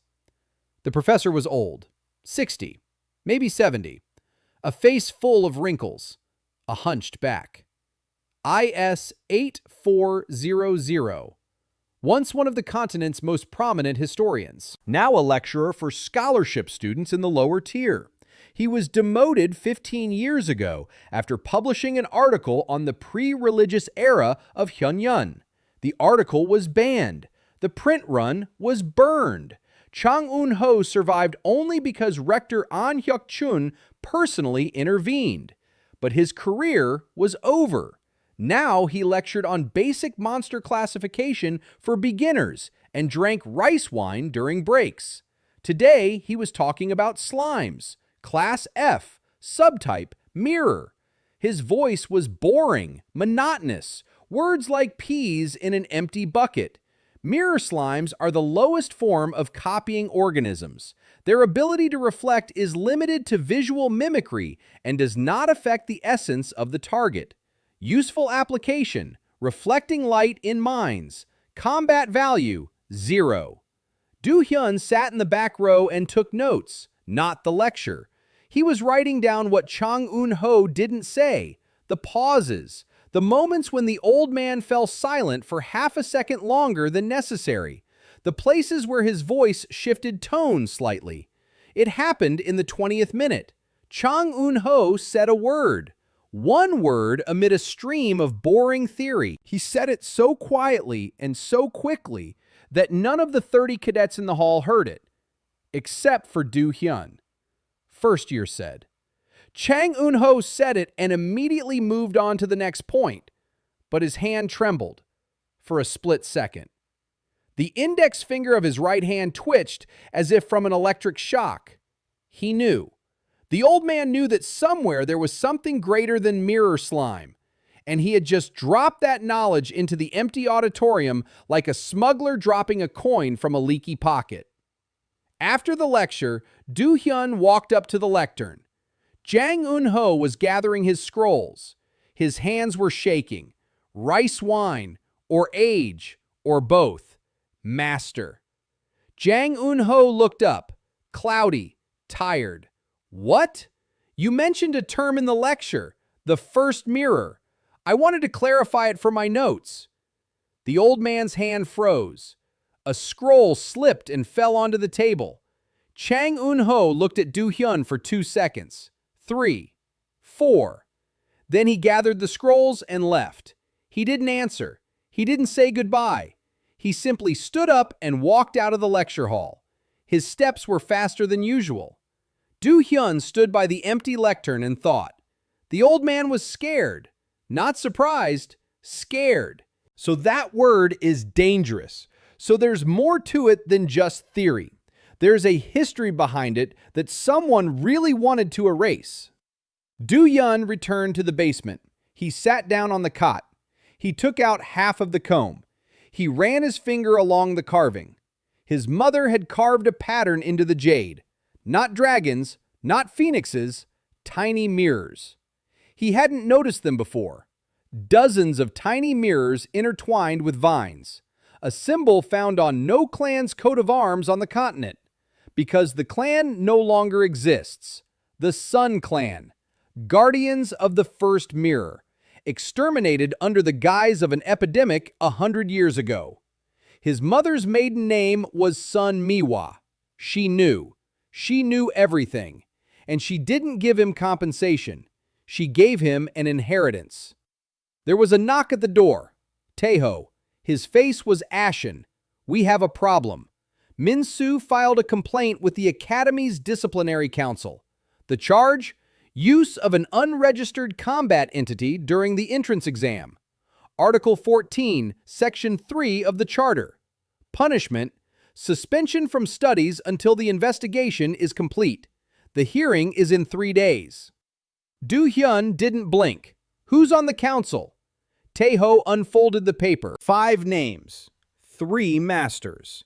Elder Gu Byung-soo, and the chairman, An Hyuk-chun, the rector himself. Do-hyeon looked at the list. Gu Byung-soo would vote against him. That was understandable. The old man hated him simply because the number 7 turned out to be a lie. 3 masters, the unknowns. They might have been bought by the Choi clan. They might be neutral. An Hyuk-chun, the rector. IS 62,000, the man who leaned forward in his seat when the slime paralyzed Varana. What does he want? The truth or order? If it's the truth, then Do-hyeon will survive. If it's order, then Do-hyeon will be expelled because, technically, he did use a copy of Cerberus without registering it in the Combat Entity Registry. The law is on Min-soo's side, technically. Do-hyeon stood up. I need information on each of the three masters, who they are, whose children, to whom they are beholden. Taeho nodded. How much time? 2 days. Taeho left. Do-hyeon was left alone. He sat down, closed his eyes, counted. 3 days until the hearing. The B-rank Wyvern is ready. 9 copies. IS 700 real. The display will show 340 unless he removes the camouflage. Min-soo is playing through the system, filing a complaint, waiting for the bureaucracy to do the dirty work. A smart move. Clean hands, a spotless white robe, everything just as grandfather taught. Do-hyeon took out a paddle. He looked at the mirror pattern on the jade. You play by the rules. Good. I'll play by the rules too, just different ones. The disciplinary council meeting was held in the Hall of Scales on the 3rd level of the academy. A circular room, a ceiling of black stone, 5 chairs on a raised platform, a single chair in the center of the hall for the accused. An IS display above the door showed the sum of the indices of those present. The number flashed and recalculated as the council members took their seats. Gu Byung-soo sat down first. IS 12,500. A stony face, small, angry eyes. He looked at Do-hyeon as if he were an insect that had crawled onto the dining table. 3 masters entered next. Taeho had found out everything he needed to know in 2 days. Master Yoon Gi-san, IS 9,200, neutral, a careerist, votes with the majority. Master Hwang Do-nu, IS 7,800, indebted to the Hwam clan for his younger son's scholarship. The Hwam clan is an ally of the Choi clan. That means a vote against Do-hyeon. Master Ryu Sobin, IS 11,100, the only woman on the council. Independent. Her clan died out 3 generations ago. She made herself. An unpredictable vote. An Hyuk-chun entered last. The IS display flickered and recalibrated. The total jumped so sharply that the numbers flashed red. 62,000. The rector. He sat down in the central chair and rested his hands on the armrests. His face was calm. His eyes were closed. He opened them when Do-hyeon sat down in the defendant's chair. His gaze was direct, emotionless, without a hint of anything. Min-soo sat on the witness stand by the right wall. A white robe, a dragon crest, a smile at the corner of his mouth. Standing next to him was the Choi clan's lawyer, an elderly man with a briefcase and the face of a professional liar. The charges were read out in a dry voice. Cadet Choi Do-hyeon, Category D, IS 340 in the registry. During the entrance exam on the 13th day of the fall semester, he used a combat entity not registered in the academic registry. A C-rank copy of Cerberus. Copy IS 684. The nature of the copy is unknown. Article 14, Section 3 has been violated. Punishment, ranging from a warning to expulsion. The floor is given to the accused. Do-hyeon stood up. He looked at the council, at Min-soo, at his lawyer, and he spoke. He did not deny the copy. That would be foolish. 800 people saw it. The scoreboard recorded it. Instead, he asked a question. Article 14, Section 3 prohibits the use of unregistered combat entities. The definition of a combat entity is given in Article 2, Section 1. A monster that has undergone the bonding ritual with a tamer and received an individual code in the registry. My slime is registered. Code F1147. Check it. Gu Byung-soo snorted. The slime is registered, but Cerberus, which emerged from it, is not. Do-hyun turned to him. Cerberus did not emerge from my slime. What emerged from my slime was a projection of my slime in a form it chose on its own. Article 2, Section 7. A change in the form of a registered monster does not require re-registration if the monster remains the same organism. My slime changed its form. That's its ability. F-rank mirror slimes possess visual mimicry. It's written in Master Chang Eun-ho's textbook, Chapter 4, page 89. Silence. Gu Byung-soo blushed. Visual mimicry does not explain IS 684. I agree. But Article 14, Section 3 does not regulate IS indicators. It regulates registration. My slime is registered. Everything else is a matter for the research department, not the disciplinary council. The Cho clan's lawyer stood up. Excuse me. The cadet is confusing the concepts. A copy of another monster is not mimicry. It is theft of essence, a criminal offense. Do-hyun looked at the lawyer. Theft of essence requires contact with the original during the rite of connection. Article 47 of the Criminal Code. Specify the date and place of my contact with Han Ji-won's Cerberus during the ritual. The lawyer fell silent. He had no date, no place, no proof of contact. Because Do-hyun hadn't performed the ritual. He'd picked up a strand of hair from the floor. That isn't theft of essence. It isn't even contact. It's cleaning the premises. Ryu So-bin coughed. Do-hyun noticed the corner of her mouth twitch. Not a smile, but close.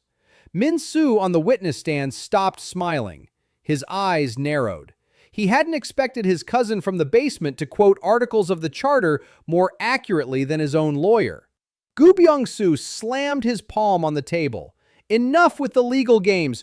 Boy, I saw with my own eyes how a Cerberus twice as strong as the original emerged from your slime. This isn't mimicry. It's a threat to the Academy's security. I demand a full inspection of his monster and its confiscation until the investigation is complete. Do-hyun turned to Gu Byung-soo. He looked him in the eye, calmly, without malice. Article 9, Section 2. Confiscation of a cadet's monster is possible only by a unanimous vote of the full council. Are you sure you want to put this matter to a vote, Master Gu? Because if the council votes for confiscation, I have the right to appeal to the Council of the Seven Towers. And then the question of why a boy with IS-7 was given this very slime will be raised before people who are far more observant than you. Silence. Gu Byung-soo turned pale. An Hyuk-chun opened his eyes slightly wider for a split second, then he returned his face to a neutral expression. But Do-hyun saw it. The rector understood. The boy isn't just defending himself. The boy is thinking 3 moves ahead. An appeal to the Council of Seven Towers means a public hearing. A public hearing means that the story of the slime that copies monsters will spread beyond the Academy's walls. The clans will find out. The Lodge of K will find out. Everyone will find out. No one in this room wants that. An Hyuk-chun raised his hand. Enough. Vote. Question. Should Cadet Choi Do-hyeon be found guilty of violating Article 14, Section 3? Gu Byung-soo, guilty. Hwang Do-nu, guilty. Yoon Gi-san looked to the left, looked to the right, weighed his options. Not guilty. The careerist voted with the rector because he saw which way the wind was blowing. Ryu So-bin, not guilty. Her voice was calm and cold as a winter stream. An Hyuk-chun, not guilty. 3-2. Do-hyun remains at the academy. Min-soo stood up from the bench. His smile returned, but now it was different, thinner, more vicious, like a blade turned flat to show what it was. He walked past Do-hyun toward the exit, didn't say a word, didn't look back. The lawyer scurried after him. At the door, Min-soo paused for a second. His shoulders were level, his back was straight. He didn't turn around, but Do-hyun heard a soft snap. Min-soo had broken something in his fist, a small object. The sound was like the crack of jade. Do-hyun was the last to leave the courtroom. Ryu So-bin was waiting for him in the hallway. She was standing by the window. The IS 11100 glowed dimly in her palm. "You've prepared well. I've prepared enough." She looked at him. "For a long time. The council has vindicated you. But you understand that Min-soo won't stop." Do-hyun nodded. "The next blow won't come through bureaucracy. The next blow will be physical." Ryu So-bin turned away toward the window. "I didn't hear anything." She was gone. Do-hyun stood alone in the hallway. The slime pulsed on his wrist. Hot, fast, hungry. He took out the comb. He looked at the mirrored pattern. 1-0. My score. The blow came on the 61st day. Not from Min-soo, from Grandpa. Do-hyun was walking home from evening practice through the park between the second and third tiers. Dark. The streetlights on the path weren't lit. All 4 of them. That was the first thing he noticed. The lights hadn't burned out. They had been turned off. He stopped. The slime on his wrist twitched and clenched into a tight lump. It sensed it before he did. 3 shadows emerged from the trees, simultaneously, to the left, to the right, behind him. Ahead, there was only a dark corridor between the buildings, a trap with its mouth wide open. 3 people, not freshmen, older, 25, maybe 30, identical black jackets without insignia, hoods, faces covered with fabric down to the eyes.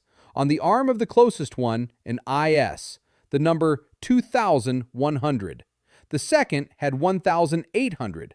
The third had 2,400. Mercenaries, professionals. Total IS, 6,300, against his official 340. The first pulled a spiked chain from behind his back. The metal hummed. The second released a monster, a creature the size of a calf. 6 legs, black chitin armor, eyes like coals. A combat scorpion of the Hwam clan, B rank. IS approximately 1,600. The third didn't draw a weapon. The third just stood there. And that was the worst part, because his aura was physically oppressive. The air around him trembled. An A-rank tamer, a monster inside him, fused to his body, just like Mo Kyung-soo. Do-hyun took a step back. He'd miscalculated. 3 mercenaries, 1 B-rank scorpion, 1 tamer with an A-rank monster embedded in him. If he unleashed the wyvern, he would win. But then the 3 witnesses would see his power and tell Grandpa. If he didn't unleash it, they would beat him up, or worse. The chain whistled. The spikes sliced through the air a centimeter from his face. He didn't dodge. He fell. On purpose. He crashed to the ground, putting his arm out. The chain sliced through his forearm. Pain. Sharp. Red. Blood flowed down his elbow onto the stones. The mercenary jerked the chain back for a second strike. Scorpion lunged forward. His tail rose to strike. The stinger glinted in the darkness. Do-hyun let the blood flow. It ran down his wrist and landed on the slime. The slime flared. Not bright, dim, red. And it spread across the ground as a shadow. The shadow darted toward the scorpion. Not a copy, not an attack, just a shadow. Flat, fast. It touched the scorpion's 6 legs, and the creature stumbled. A single second of confusion. Do-hyun leaped up. He rushed into the dark corridor between the buildings. A trap with its mouth wide open. But he wasn't running into the trap. He was running toward the wall. The slime darted from his hand to the wall and stuck there. It spread out like a mirror. Do-hyun jumped into the mirror and passed through the wall. A mirrored passage. An ability he had discovered 3 days ago by accident when the slime spread across the mirror in the shower. It could turn any smooth surface into a passage. 2 meters long, no more. But the wall between the buildings was exactly 2 meters thick. He emerged on the other side into the well-lit courtyard of the main building. An academy patrol stood 20 paces away. 2 master guards, torches, IS detectors. The mercenaries won't come here, not with witnesses around. Do-hyeon leaned against the wall and pressed his hand against the wound on his forearm. Blood was flowing through his fingers. It hurt, but it was bearable. The slime returned to his wrist and wrapped itself around the wound. It tightened. Like a tourniquet, the bleeding slowed. He stood there and breathed. 3 mercenaries from the Hwam clan. Hwam is an ally of Choi. Grandpa didn't wait. He didn't play the bureaucratic game like Min-soo. He sent people who break bones. A warning. If they wanted to kill him, they would have. An A-rank tamer against a boy with an IS 340 rating. This is a firing squad, not a fight. So grandfather doesn't want him dead yet. He wants him scared. He wants him to run away from the academy on his own. Do-hyeon looked at the wound, at the blood on the stones, at the slime pulsing on his wrist, absorbing his pain. No, he won't run, but he'll remember. In the morning, he showed the wound to Sereon. She treated it without asking questions, applied an alchemical compress. It'll heal in 3 days. The scar will remain. Taeho saw the bandage and his face went pale. Hwam. Do-hyeon nodded. 3. A B-rank scorpion, one with an embedded A rank. Taeho sat down and was silent for a long time. The hamster on his shoulder was silent too. Then Taeho said, I need to tell you something. There's a reason I know all the Academy's monsters. My father was the keeper of the Cho clan's menagerie. For 20 years, he cataloged every monster, every tooth, every feather, every drop of blood. He was fired when the clan ruined our family. They took our house. They took our title. They took his records, but they didn't take my mind. I remember everything, every page. Do-hyeon looked at Taeho. You know the Cho clan's menagerie by heart, the layout of every enclosure, every lock, every guard route. Taeho nodded. His eyes were wet, but his voice didn't tremble. My father died a year after he was fired. He drank, out of shame. The Cho clan didn't apologize, didn't pay, didn't come to the funeral. Taeho wiped his eyes with the back of his hand. A hamster licked his ear. I want you to take their animals, Do-hyeon, all of them, every last one. Do-hyeon held out his hand. Taeho shook it, harder than the first time. This handshake was different, not a calculated alliance, a blood debt. That same evening, Taeho spread out a complete map of the Cho clan's menagerie on the floor of the room. He drew it from memory for 3 hours, every corridor, every enclosure, every guard post, guard shift every 4 hours. Weak point? The technical waste disposal tunnel on the east side. C-rank lock.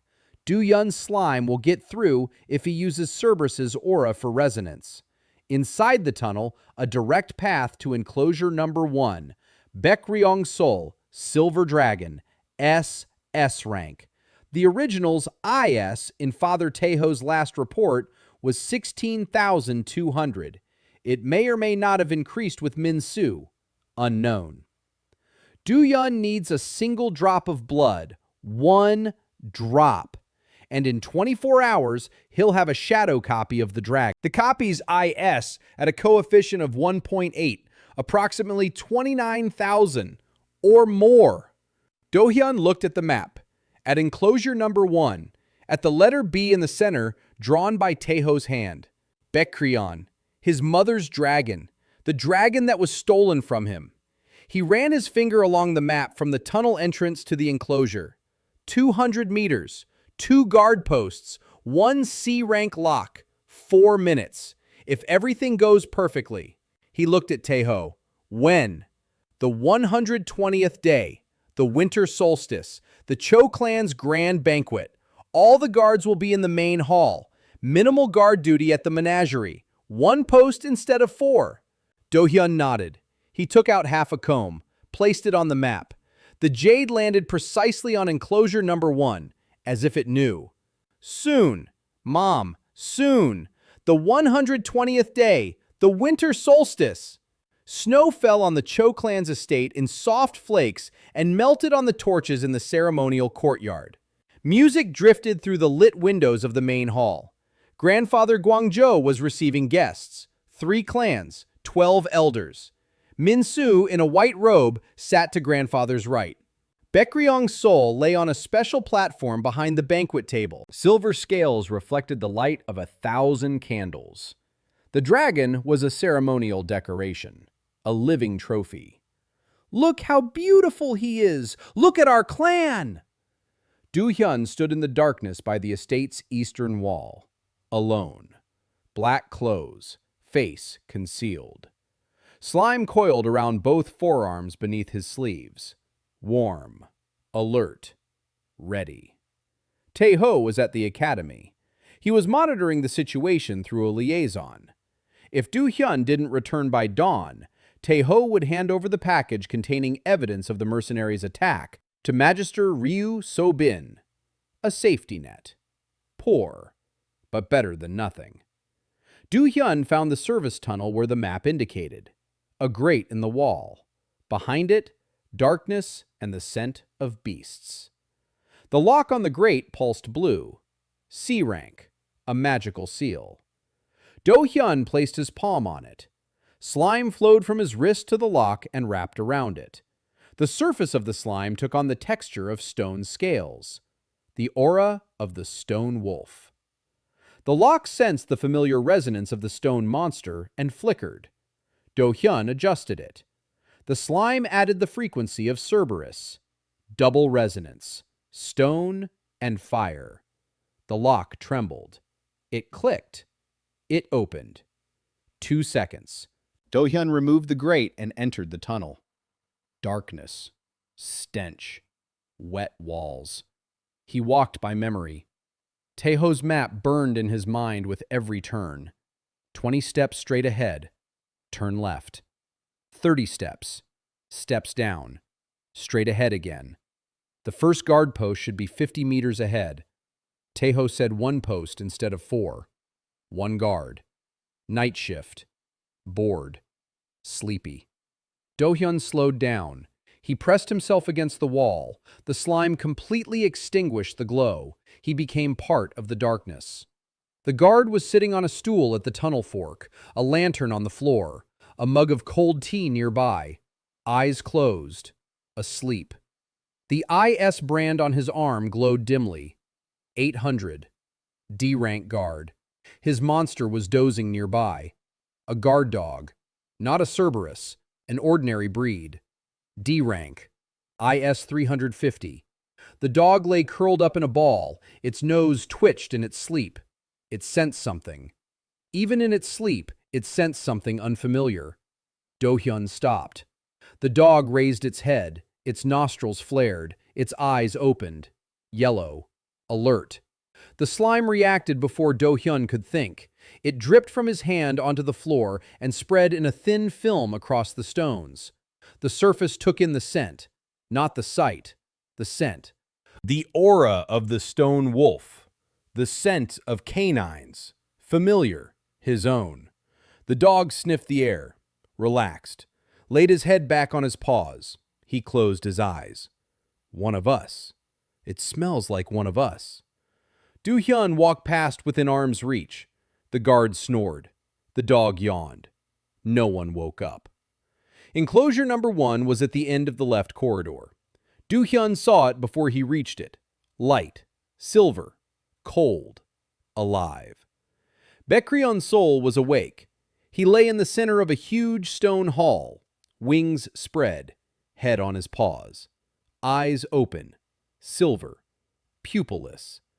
2 lakes of molten metal. The dragon was enormous. Bigger than Do-hyun remembered. 10 meters from nose to tail tip. Its scales shimmered like a fish's in the sun. Only the light came from within. Each scale was a tiny mirror. The enclosure wasn't closed. There were no bars. There was no lock. Baekryong-sol was an SS-rank dragon with an IS of 16,200. He didn't need bars. He was his own cage and his own lock. Anyone who entered without permission would die from the pressure of his aura on the third step. Do-hyeon took the first step. The pressure hit his chest like a wall of water. The air grew thick, heavy. His lungs constricted.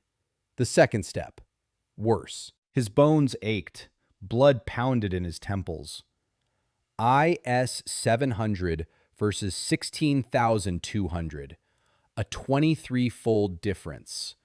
He shouldn't be able to stand. The third step. His knees buckled. He didn't fall. The slime on his wrist flared crimson and released an aura. Not his own. The aura of blood. The aura of the air. The very one that had flowed through the veins of 6 generations of Bakrion's soul masters. The one his mother had passed on to him, along with the comb and the name. Bakrion's soul raised his head. Silver eyes stared at the boy in black who stood in the doorway of his enclosure and did not fall. Dragon did not attack. The pressure of the aura did not intensify. Bakrion watched. He sniffed. Something in this boy's blood was familiar. Very old, very deep. The dragon remembered. 6 generations of masters had left their mark on his memory, like notches on a tree. And this boy smelled the same, but with something else. Something older than 6 generations. Something from an era when dragons were not yet monsters, but were something else. Do-hyeon took a 4th step, a 5th, a 6th. He reached the dragon. He stood before its snout. The silver eyes were the size of his head. The dragon's breath smelled of thunder and frozen iron. Do-hyeon held out his hand, his left, the one holding the half of the comb. He didn't take it out. He simply held out his palm. The IS 700 brand burned on his palm. The dragon lowered its head. Closer. Its nostrils flared.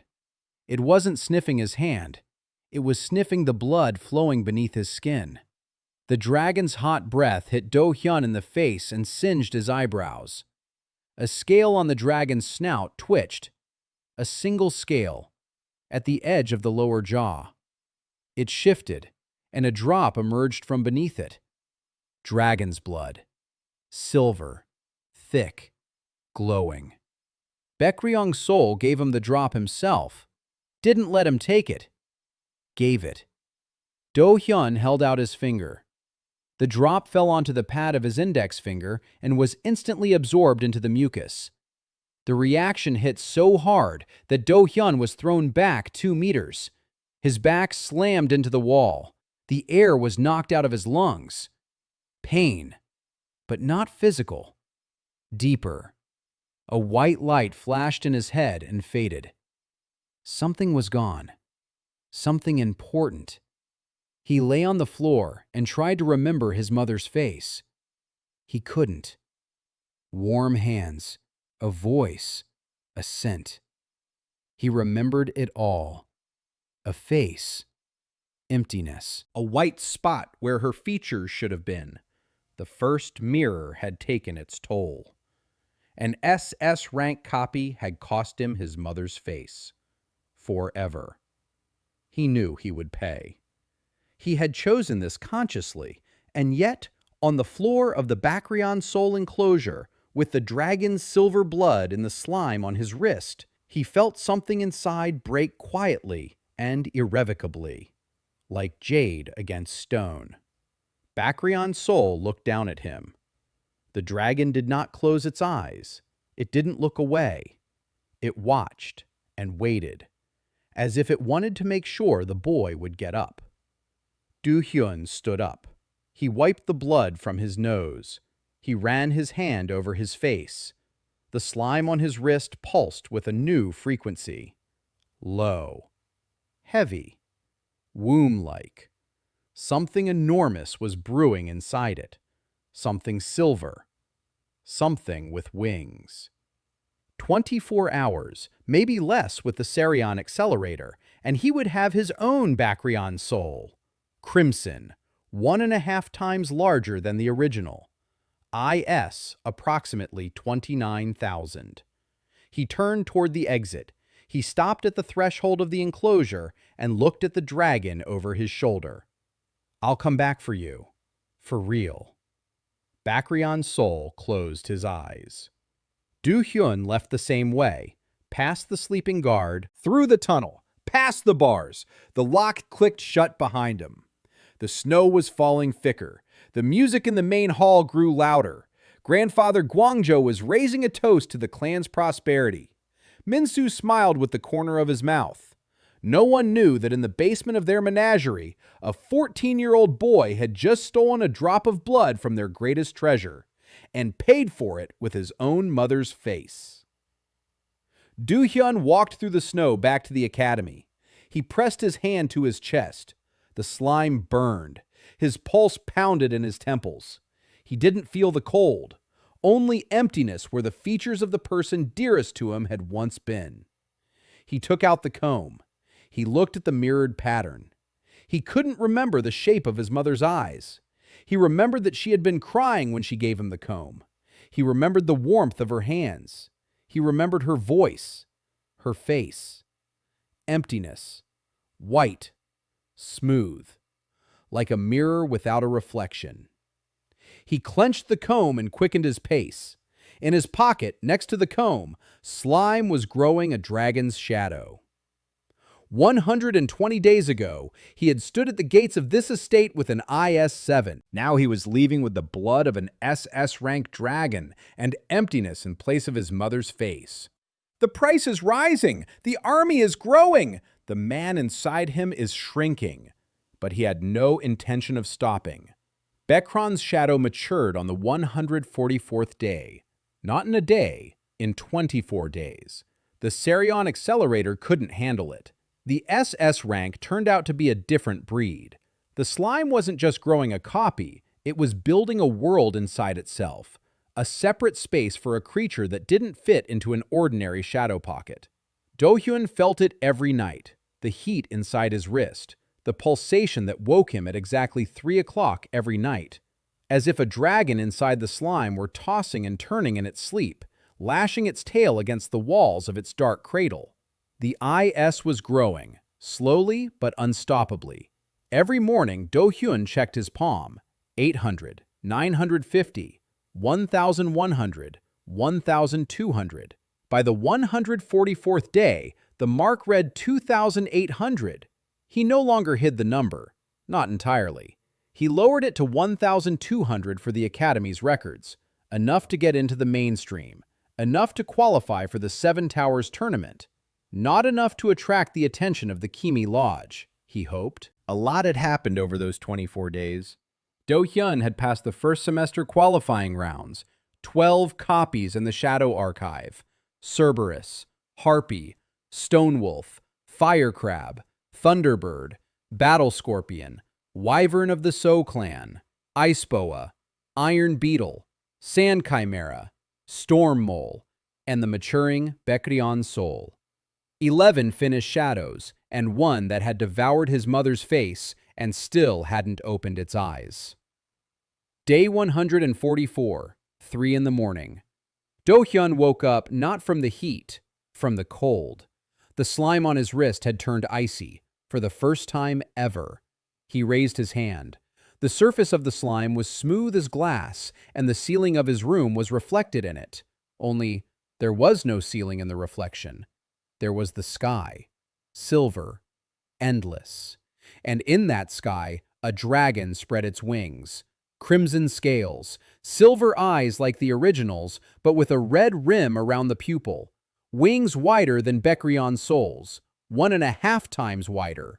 The shadow was larger than the prototype, heavier, more vicious. It knew no fear because copies are not endowed with the instinct for self-preservation. It was pure power without restraint. The IS flashed in her palm. 2,800 jumped to 3,200, to 3,400, up to 3,800. It stopped. The base growth from an SS rank copy, the Shadow Archive expanded to 38 slots. 38 slots for future shadows, 12 occupied, 26, empty and hungry.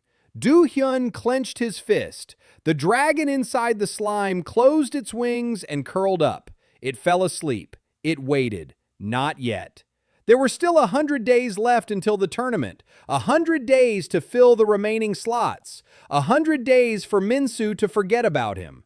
In the morning, Do-hyun showed up for roll call. He stood in the back row. He hadn't changed his robe, the same school one, worn out. The instructor called out names and IS levels. When he got to Do-hyun, he looked at his tablet and froze. 1,200. He looked at Do-hyun. He looked at the tablet again. He said nothing. He wrote it down. Do-hyun caught Baek-sol's gaze across 3 rows. She was standing in the middle of the crowd.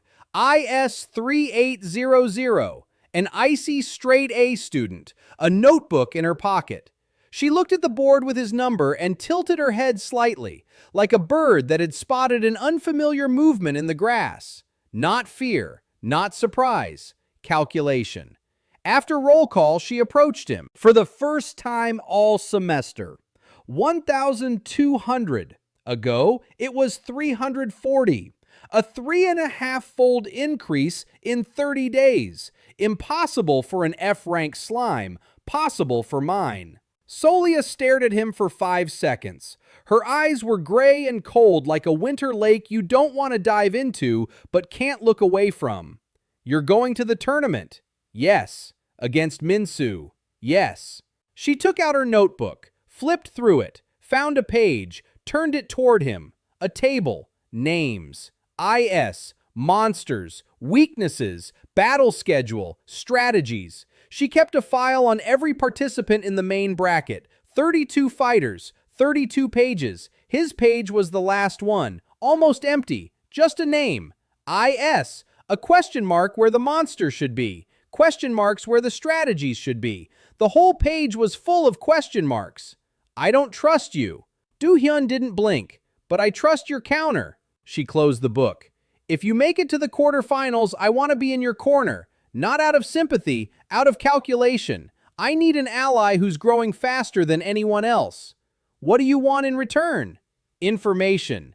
When it's all over, you'll tell me what your slime really is. Do-hyun looked at her gray eyes, at the notebook, at the IS 3800 on her palm. She was stronger than him, according to the registry. She was smarter than most, in fact. And she was offering an alliance not out of friendship, but out of arithmetic. That suited him. All right. She nodded, turned around, left. Halfway there, she stopped without looking back. One thing. Min-soo had hired new people, not from Hwam, from the Kyunggang clan. Titan fighters. 2 A-rank fighters. They arrived yesterday and registered as auditors. Check for yourself. She left.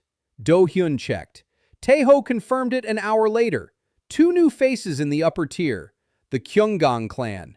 Titan fighters. A-rank. Both have an IS rating over 6,000. They're monsters.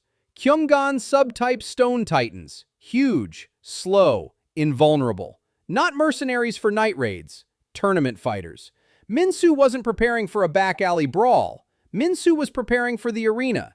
He knew that Do-hyun would make it to the tournament, and he wanted to crush him in public, in front of the entire continent, gracefully, in a white robe, with a smirk on his lips. Do-hyun sat in room 7, staring at the wall. 12 copies. IS 2,800 real. Min-soo's IS is around 5,000, accounting for growth over the semester. Plus Baek-sol. Plus 2 Titanists. Not enough. He needs more. The second semester lay ahead. Qualifiers for the tournament. Semifinals. Every fight is a new opponent. Every opponent is a new monster. Every monster is a potential drop of blood in the arena.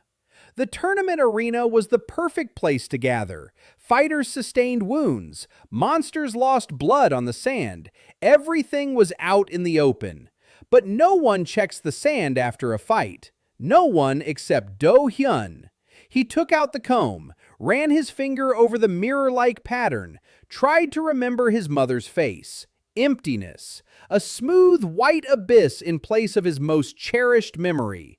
He clenched his teeth. The price had already been paid. The goods had already been received. All that remained was to use it. The slime pulsed on his wrist. A crimson dragon slept within it. 38 slots awaited. The qualifiers for the Seven Towers tournament lasted 40 days, 16 fights, each one public, each recorded on the IS scoreboard, each in full view of the stands packed with cadets, masters, clan scouts, and 3 representatives of the Seven Towers Council. Princess So-yeon-hwa arrived on the 4th day. Her azure lion lay on a special platform in the royal box, yawning and baring fangs to her forearm. The princess's IS was 21,000. She wasn't here for the spectacle. She was looking for talent for the Eastern Crown. Do-hyeon looked at her once, from below, from the sand of the arena, before his first qualifying match. She didn't notice him. Not yet. First match. Opponent, Cho Do-hyeon, Cho Clan, Ice Fox, C rank, IS 520. Do-hyeon came out with a basic slime. No shadows. The slime spread across the sand and reflected the fox's icy beam back at her. Cho Do-hyeon flew into the barrier and lost consciousness. 3 seconds. Scoreboard.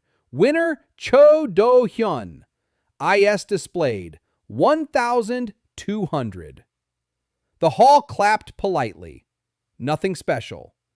The guy with the slime parried the C-rank beast's attack. It happens. Second match, in 3 days. Opponent, Nam Hyun-woo, clanless, Steel Eagle, C-rank, IS 610. Do-hyeon again showed no shadows. The slime wrapped around the eagle in flight and threw it onto the sand. It absorbed the feather's electrical charge. The eagle thrashed on the ground, deprived of its flight impulses. 5 seconds. Victory. Third fight, 4th, 5th. Do-hyeon won the same way every time. Slime in its base form. No copies. No spectacle. The audience started yawning. The commentators called him boring.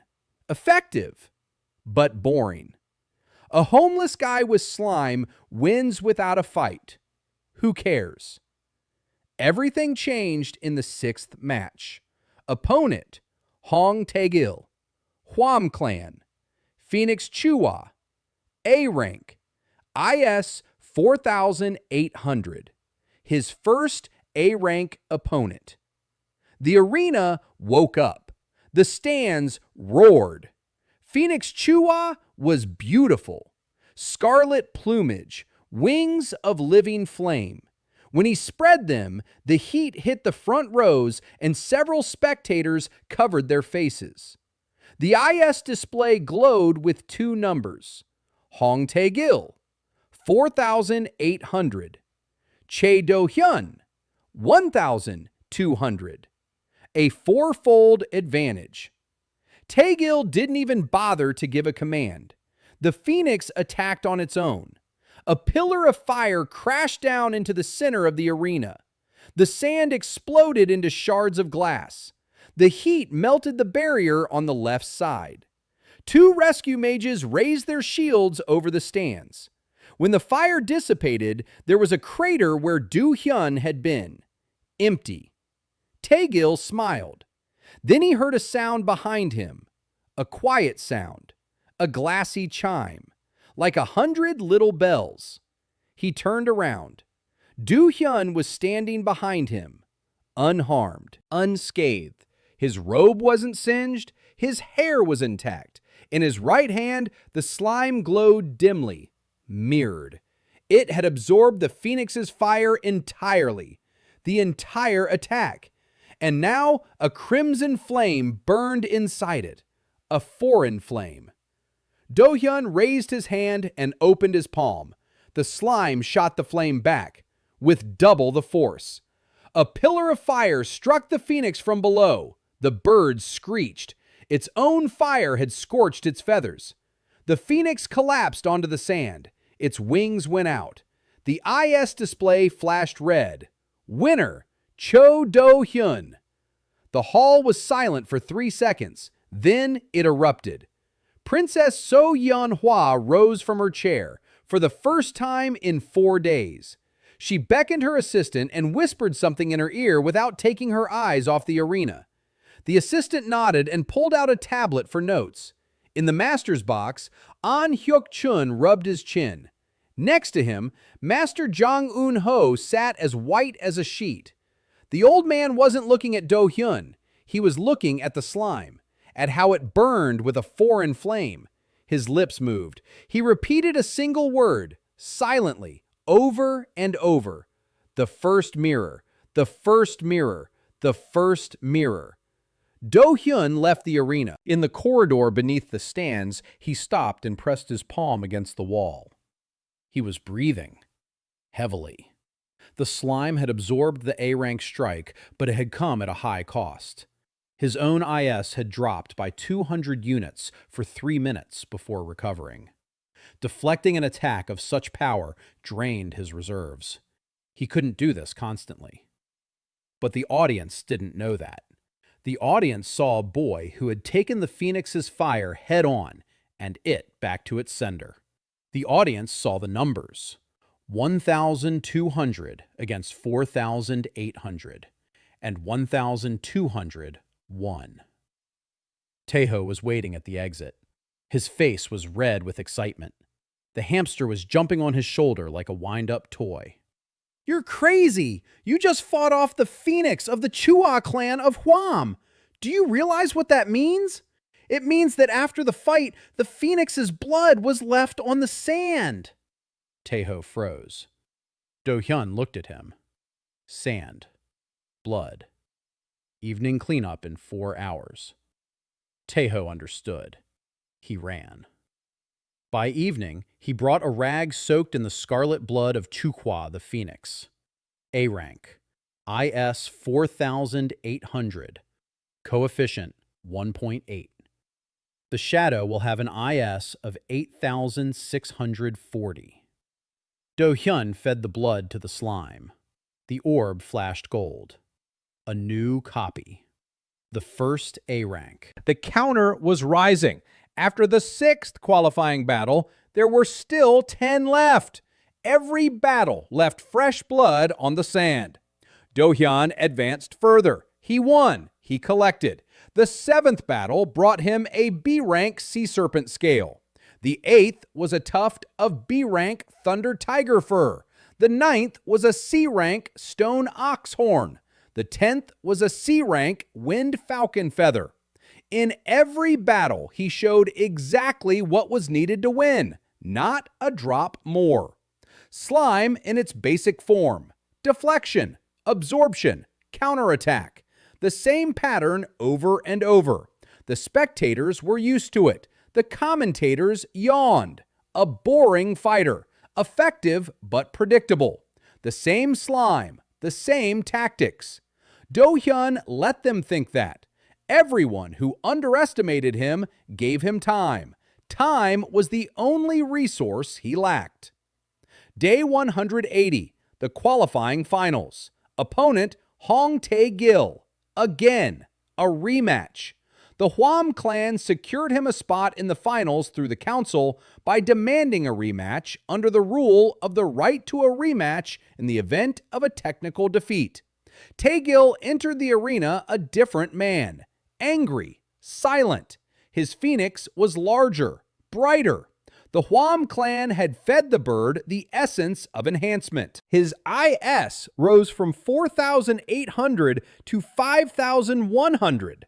Do-hyun emerged from the other side. The same student robe, the same hands in his pockets. HP display, 1,200 versus 5,100. The hall buzzed. The odds were 4-1 on Tae-gil. The gong. The phoenix took flight. Flames rained down. This time, Do-hyeon didn't block. He released a shadow. For the first time in the entire qualifying round, a drop fell from the slime onto the sand and grew. A copy of Chuhwa's phoenix. Scarlet plumage with a crimson sheen, red eyes, wings wider than the originals. The IS display flashed. A number lit up above the copy, 8,640. The arena gasped. Taegel stopped. His phoenix hovered in the air. Two identical phoenixes stared at each other, one scarlet with gold, the other scarlet with blood. The copy was nearly twice as strong. The original Phoenix Chuka folded its wings and settled onto the sand. It didn't give up. He didn't run away. He simply landed. He acknowledged that before him was something of the same blood, but older, purer. Taegel fell to his knees, not from the blow, from the realization. The scoreboard displayed the result. Winner of the qualifying finals, Choi Do-hyeon. Qualification for the Seven Towers tournament confirmed. Do-hyeon dispelled the shadow. He looked up. In the royal box, Princess So Yeon-hwa stood at the railing. Her azure lion wasn't yawning. The lion stood, mane bristling, eyes on Do-hyeon. The princess turned to her assistant. Write down the name.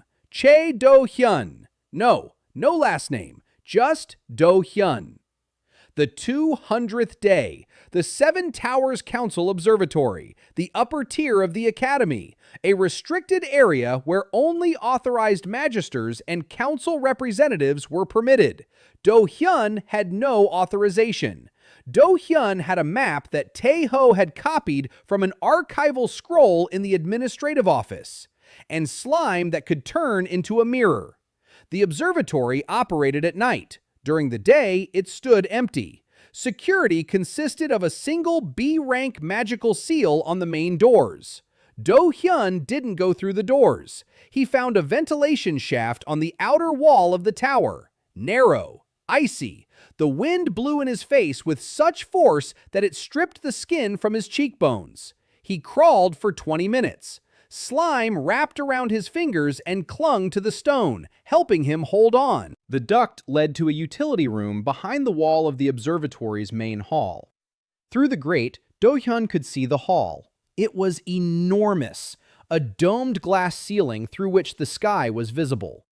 In the center of the hall stood a stone pedestal. On pedestal lay a crystal the size of a human head. Blue. Pulsating. It was the council's IS relay. It facilitated communication between the seven towers. It also recorded every high-ranking monster on the continent. But Do-hyeon wasn't interested in the crystal. He was interested in what stood behind the crystal. 3 glass vessels. A sample floated in each one. A hair, a scale, a drop of liquid. 3 biological samples from the 3 titans of the Kimgan clan. They were stored here for identification according to council protocol. Every high-ranking monster on the continent was registered via a biological sample at the observatory. This was common knowledge, no secret. It just never occurred to anyone that someone might use a registration sample for cloning. Do-hyeon removed the grate. He entered the hall. Silence. Moonlight streaming through the glass dome. The crystal pulsed with a soft blue glow. He approached the vials. The first, a strand of Titan Kimgan's hair. Huge, as thick as wire, golden. Do-hyeon opened the vessel. He pressed the hair against the slime. The reaction was instantaneous. Heat, pulsation, a sphere. An A-rank copy, the second in the archive. He closed the vessel, put it back. Not a trace. The sample inside looked untouched. The slime needed only a touch. It didn't take the hair. It copied its information. The IS on his palm twitched. 5,400 became 5,600. Then 5,900, 6,200. 6,500, 6,800, 7,100. Stop. 2 A-rank samples in one night, plus a third sample, a drop of liquid, the blood of a junior titan, B rank. Do-hyeon copied that one too. 30 minutes inside. 3 new spheres in the slime. 3 copies maturing. He returned through the vent, crawled back with such heat in his wrist that the metal of the duct was heating up from his hand. When he crawled out, the night air hit his face like a bucket of ice water. He sat on the roof and... IS 7,100. 31 copies, including those maturing. 3 of them A rank, 1 SS rank. He looked at the stars. Somewhere in the Imperial Hwangum Reserve, 3 Hwangryong emperors were sleeping. ISs worth 100,000 each. 3 living gods. He couldn't reach them yet, but the spiral was tightening. Each copy gave him more slots. More slots meant more copies. More copies meant more IS. More IS meant access to stronger targets. An exponential curve. It wasn't growing linearly. It was growing like an avalanche. And no one but Tae-ho and Se-ryong knew just how much. Down below, in the shadow of the tower, stood a figure. Do-hyun noticed him out of the corner of his eye. An old man, a hunched back, a scroll in his hand. Master Chang Un-ho. He stood there, looking up at Do-hyun on the roof. His lips moved. He wasn't calling out. He wasn't shouting. He just stood there and watched. Then he turned and walked away, slowly, shuffling his feet. The scroll in his hand trembled. He had seen, not everything, but enough. The boy from the basement had just climbed out of the council's observatory through the ventilation shaft. The boy with F-rank slime, whose IS was growing like wildfire. The boy whom Chang Un-ho had already linked to a word he hadn't spoken aloud in 15 years. The first mirror. The old man went to his room. He poured some rice wine. He drank it. He poured some more. His hands were shaking. He took a scroll out of the chest that he had kept sealed ever since he was banned from publishing. He unrolled it. On the yellowed paper was a drawing. Ancient. The ink had faded, but the outlines were visible. A formless creature. A mirror-like surface. Dozens of reflections around it. Dragons. Phoenixes. Titans. All reflections. All copies. And a caption beneath the drawing in the dead language of the pre-religious era. Chang Un-ho had translated it 15 years ago. The translation was the reason for the ban. The translation read, "He who bears the mirror of God shall become a god or become nothingness. There is no third option." Chang Un-ho rolled up the scroll, put it in a chest, locked it, finished his wine, went to bed, and for the first time in 15 years, he couldn't sleep. Day 240, the final of the Seven Towers tournament. The arena held 80,000 spectators and was packed to the brim. Relay crystals broadcast the event across the entire continent. Every city, every village, every border post. Everyone was watching. The IS display above the arena glowed so brightly it was visible from 3 miles away. The sand in the arena was fresh, white, packed down. In an hour, it would be glass. The stands roared. 8 months of the tournament cycle had boiled down to a single fight. The two sides of the bracket had met. On the right, Cho Min-soo, a white robe with a dragon crest, gold embroidery.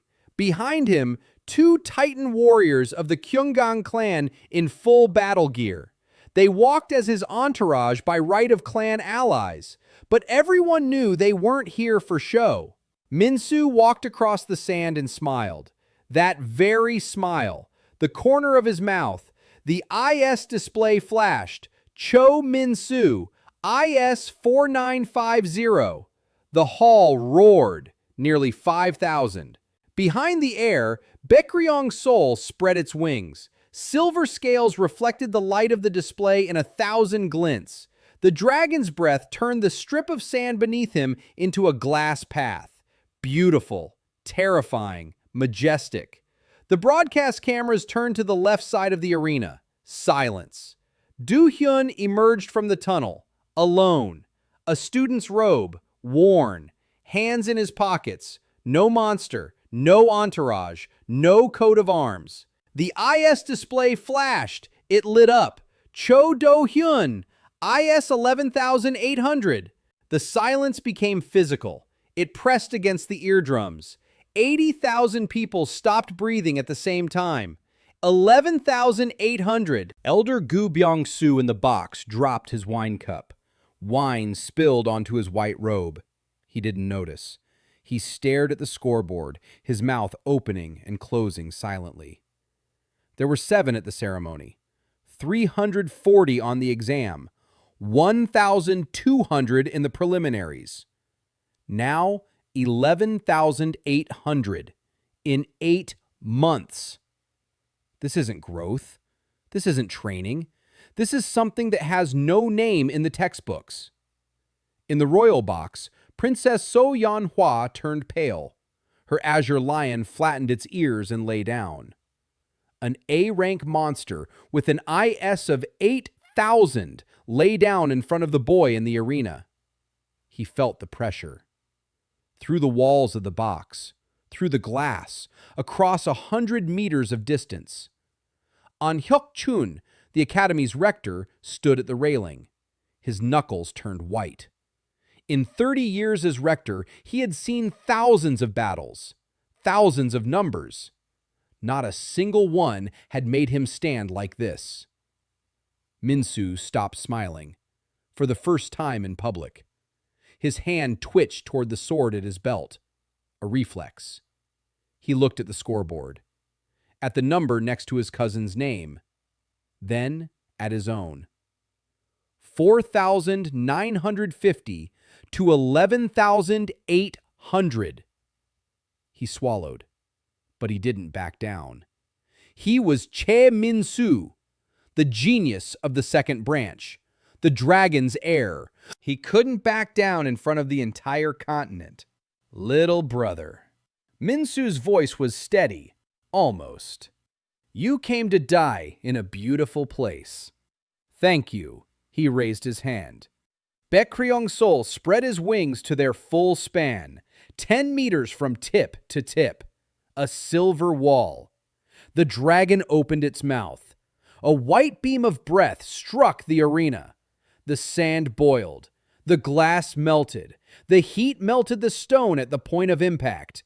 The rescue magisters raised a triple shield over the stands. Spectators in the front rows fell to the floor. The beam flew toward Do-hyeon.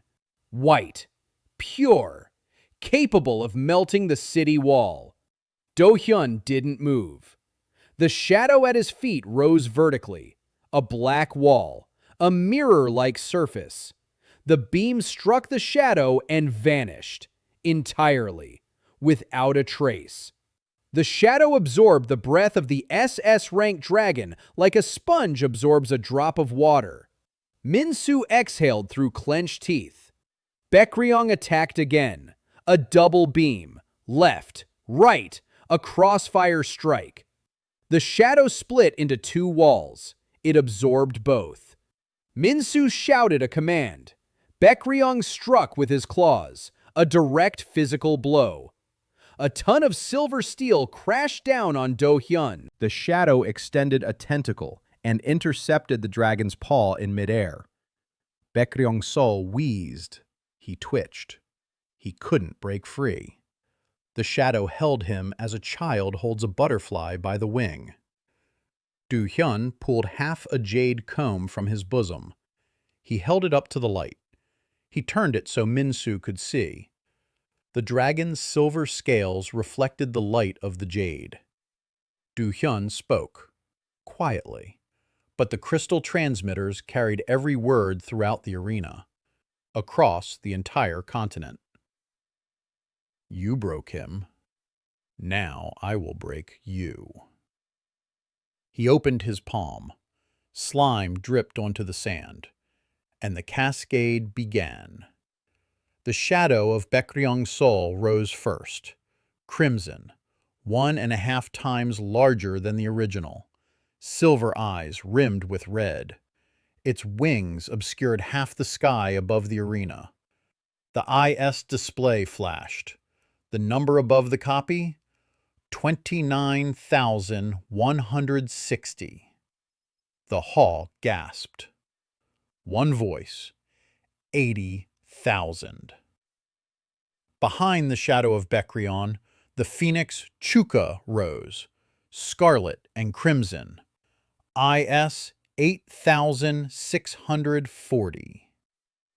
Behind the phoenix, the titan Kimgan, a stone colossus with burning eyes. IS 10,800. Behind the titan, a second titan. IS 9,720. A third. IS 7,200. The wyvern of the So clan. IS 2,520. Cerberus, harpy, stone wolf, fire crab, thunderbird. Shadow after shadow after shadow.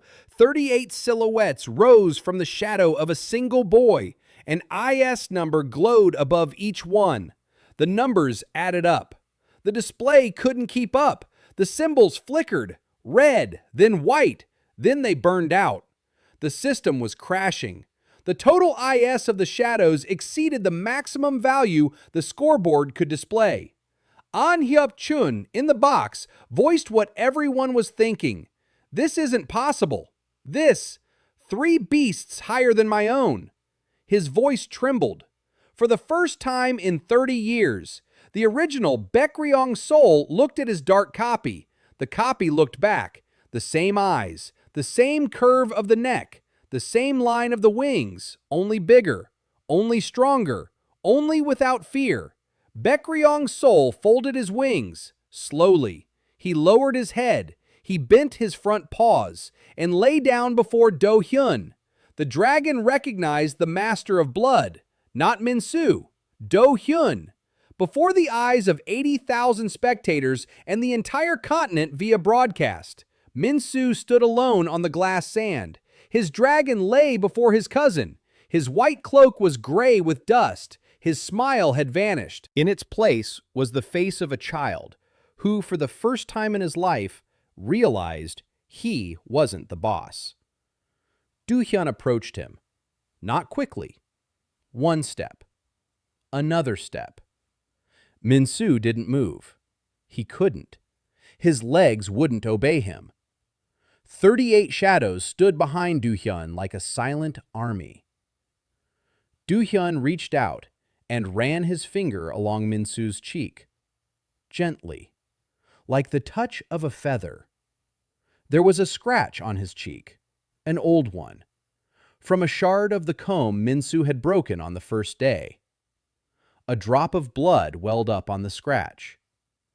Do-hyeon touched it with the mucus on his fingertip. The drop was absorbed. The mucus flared up and went out. Do-hyeon leaned toward Min-soo's ear and said quietly, "Just for him." But Min-soo heard every word louder than the roar of 80,000 throats. "Tomorrow, I'll have a copy of you. Twice as strong as you. The elders won't be able to tell the difference. Go explain to Grandpa which one of you is the real one." Min-soo fell to his knees. His scream echoed through the arena. Not from pain, from realization. Elder Gu Byung-soo in the box felt warmth spreading through his legs. He looked down. His robe was wet. He hadn't noticed when it had happened. The boy whose IS-7 he had burned stood in the arena with an army of 38 shadows, and one of those shadows was a copy of Gu Byung-soo's own familiar. He recognized the silhouette in the third row. His iron turtle, with red eyes, with someone else's eyes, stronger than him. An Hyuk-chun stood up, turned toward the hall, and bowed. The Academy Rector, with an IS of 62,000, bowed to the 14-year-old boy in a worn robe. First. Min-soo lay on the sand, his knees pressed against the glass, his face was wet, his mouth was open. A sound had come from it only once, that scream, then silence. He looked at his hands, at the IS brand. 4,950. The number he had been proud of every day for the past 8 months. The number that was supposed to prove that his grandfather had chosen correctly, that Bakryong rightfully belonged to him. Now Bakryong lay before another. Do-hyeon stood over his cousin and didn't move. 38 shadows behind him began to fade one by one. He was archiving them. The cascade was devouring the IS. 3% per minute from each active copy. Even with his reserves, he wouldn't have been able to keep the entire formation going for more than 4 minutes. But 4 minutes were enough. The continent saw. The scoreboard burned out. The rector bowed. The dragon lay down. It was done. Baekran's shadow was the last to go. The crimson silhouette dissolved into the slime with a quiet, glassy chime. The sand beneath Do-hyeon's feet cooled. The arena became just an arena. Stone, sand, glass. 80,000 throats fell silent. Then someone in the upper rows began to clap. Slowly.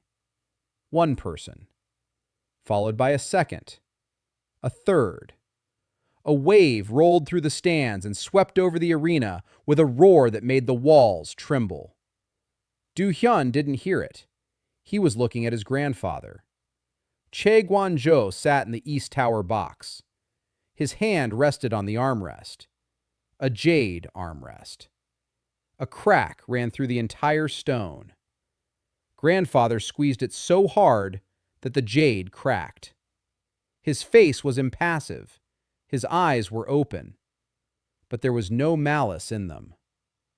Do-hyeon had expected fury. He saw fear. Grandfather was afraid. A member of the Council of Seven Towers with an IS of 47,000 looked at the 14-year-old boy and was afraid. Because the boy had just summoned 3 SS-rank shadows, and one of them was a copy of the dragon that formerly belonged to the Choi clan. This is not a disgrace. It is a death sentence. If the continent learns that someone can copy familiars, the clan system will collapse overnight. All the aristocracy's power rests on a monopoly, on the fact that every clan has its own beast and no one else's. And this boy had just proven that no one else's exists, that any beast can become his for a drop of blood, that a monopoly is a word, not a wall.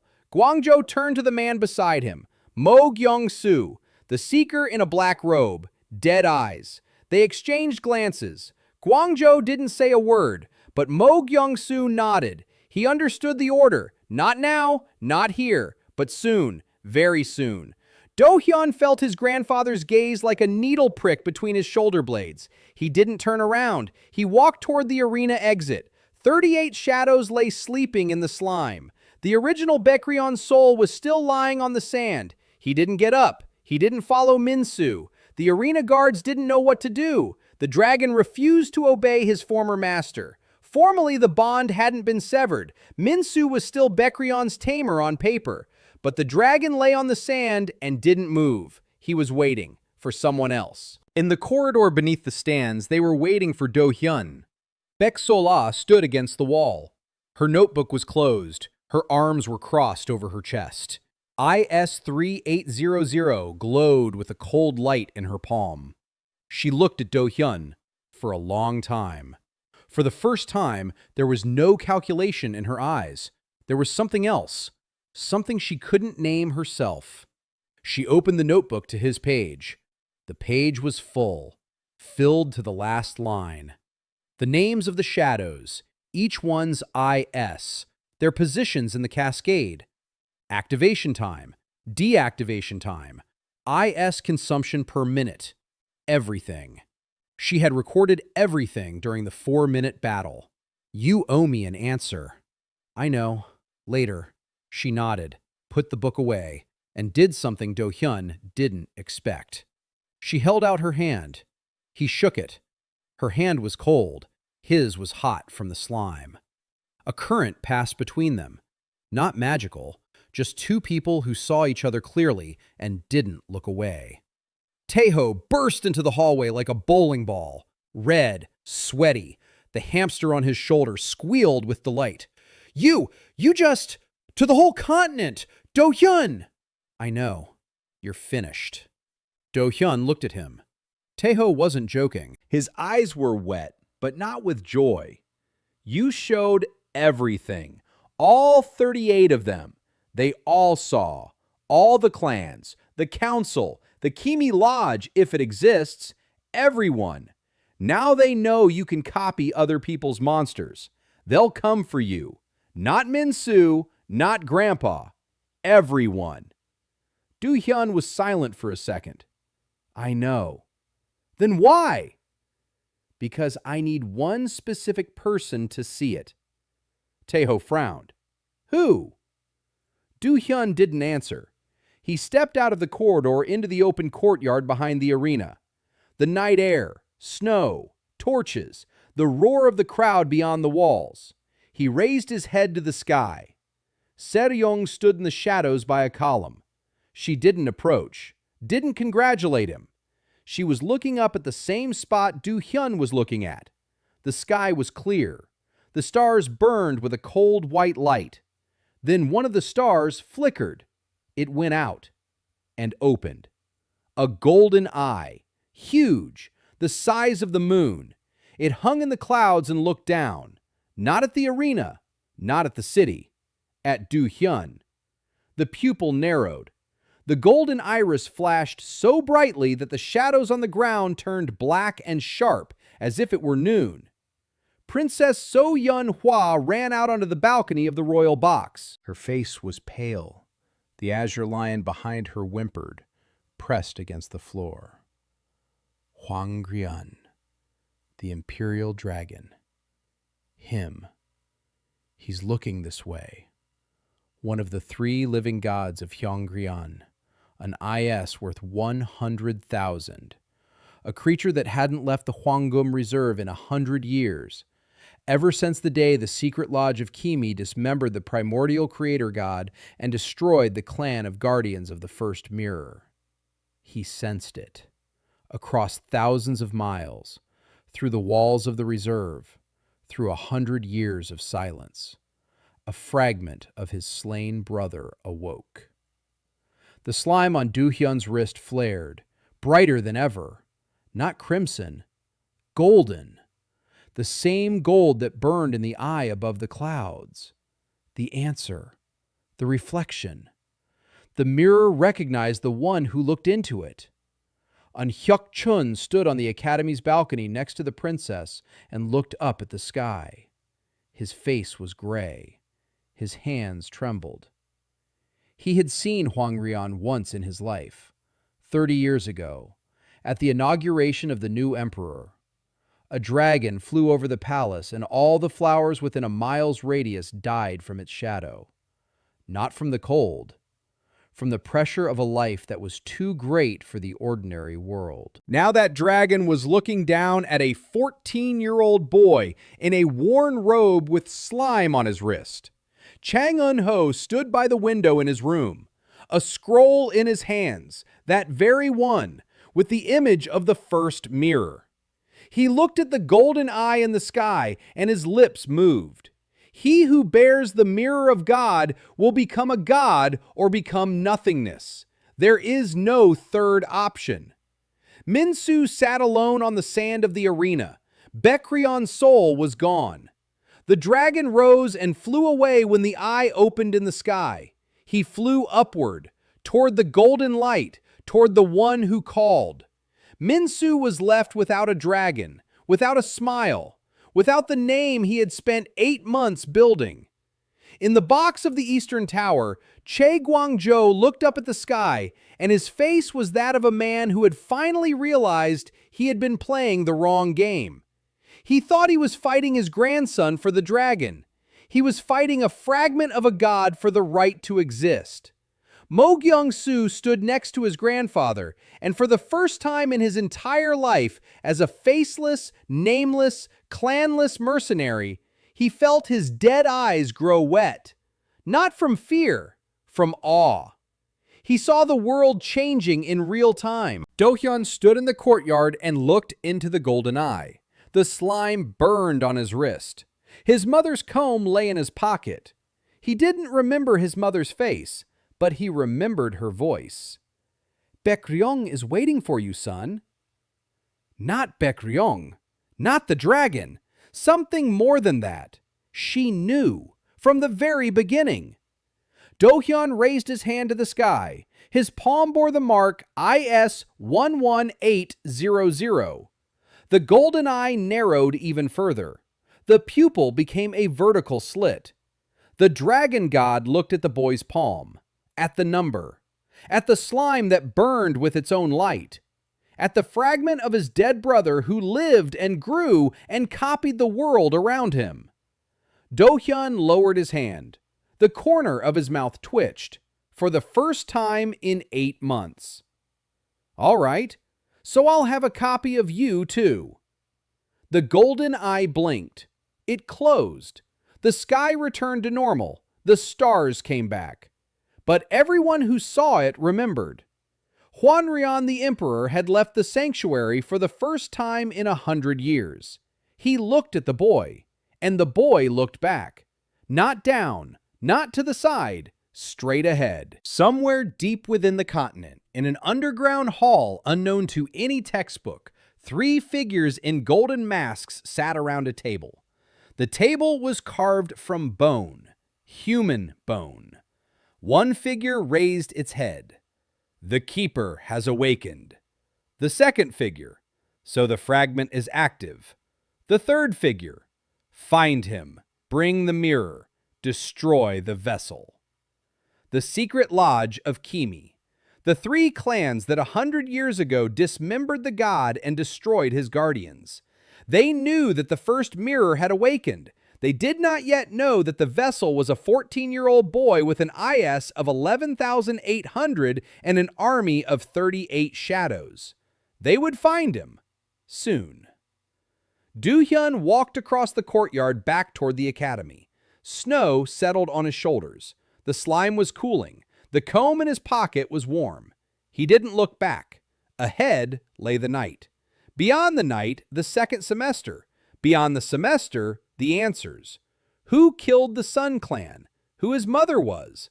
Why his grandfather had given his inheritance to Minsu? Why the god had been dismembered? Why the mirror had fallen to him specifically? And whether it was possible to copy a god without losing oneself. Taeho walked beside him. The hamster on his shoulders slept. Setian walked slightly behind, hands in her pockets, eyes dry. Ahead, at the entrance to the basement wing, stood Baek Sola, waiting, a notebook under her arm. The 4 of them, in the academy's basement, with an army of shadows and questions with no answers. Not yet. Do-hyeon crossed the threshold and took out the comb. He placed it on the shelf next to the slime, 2 shards of jade. Between them, a mirror in which a god slept.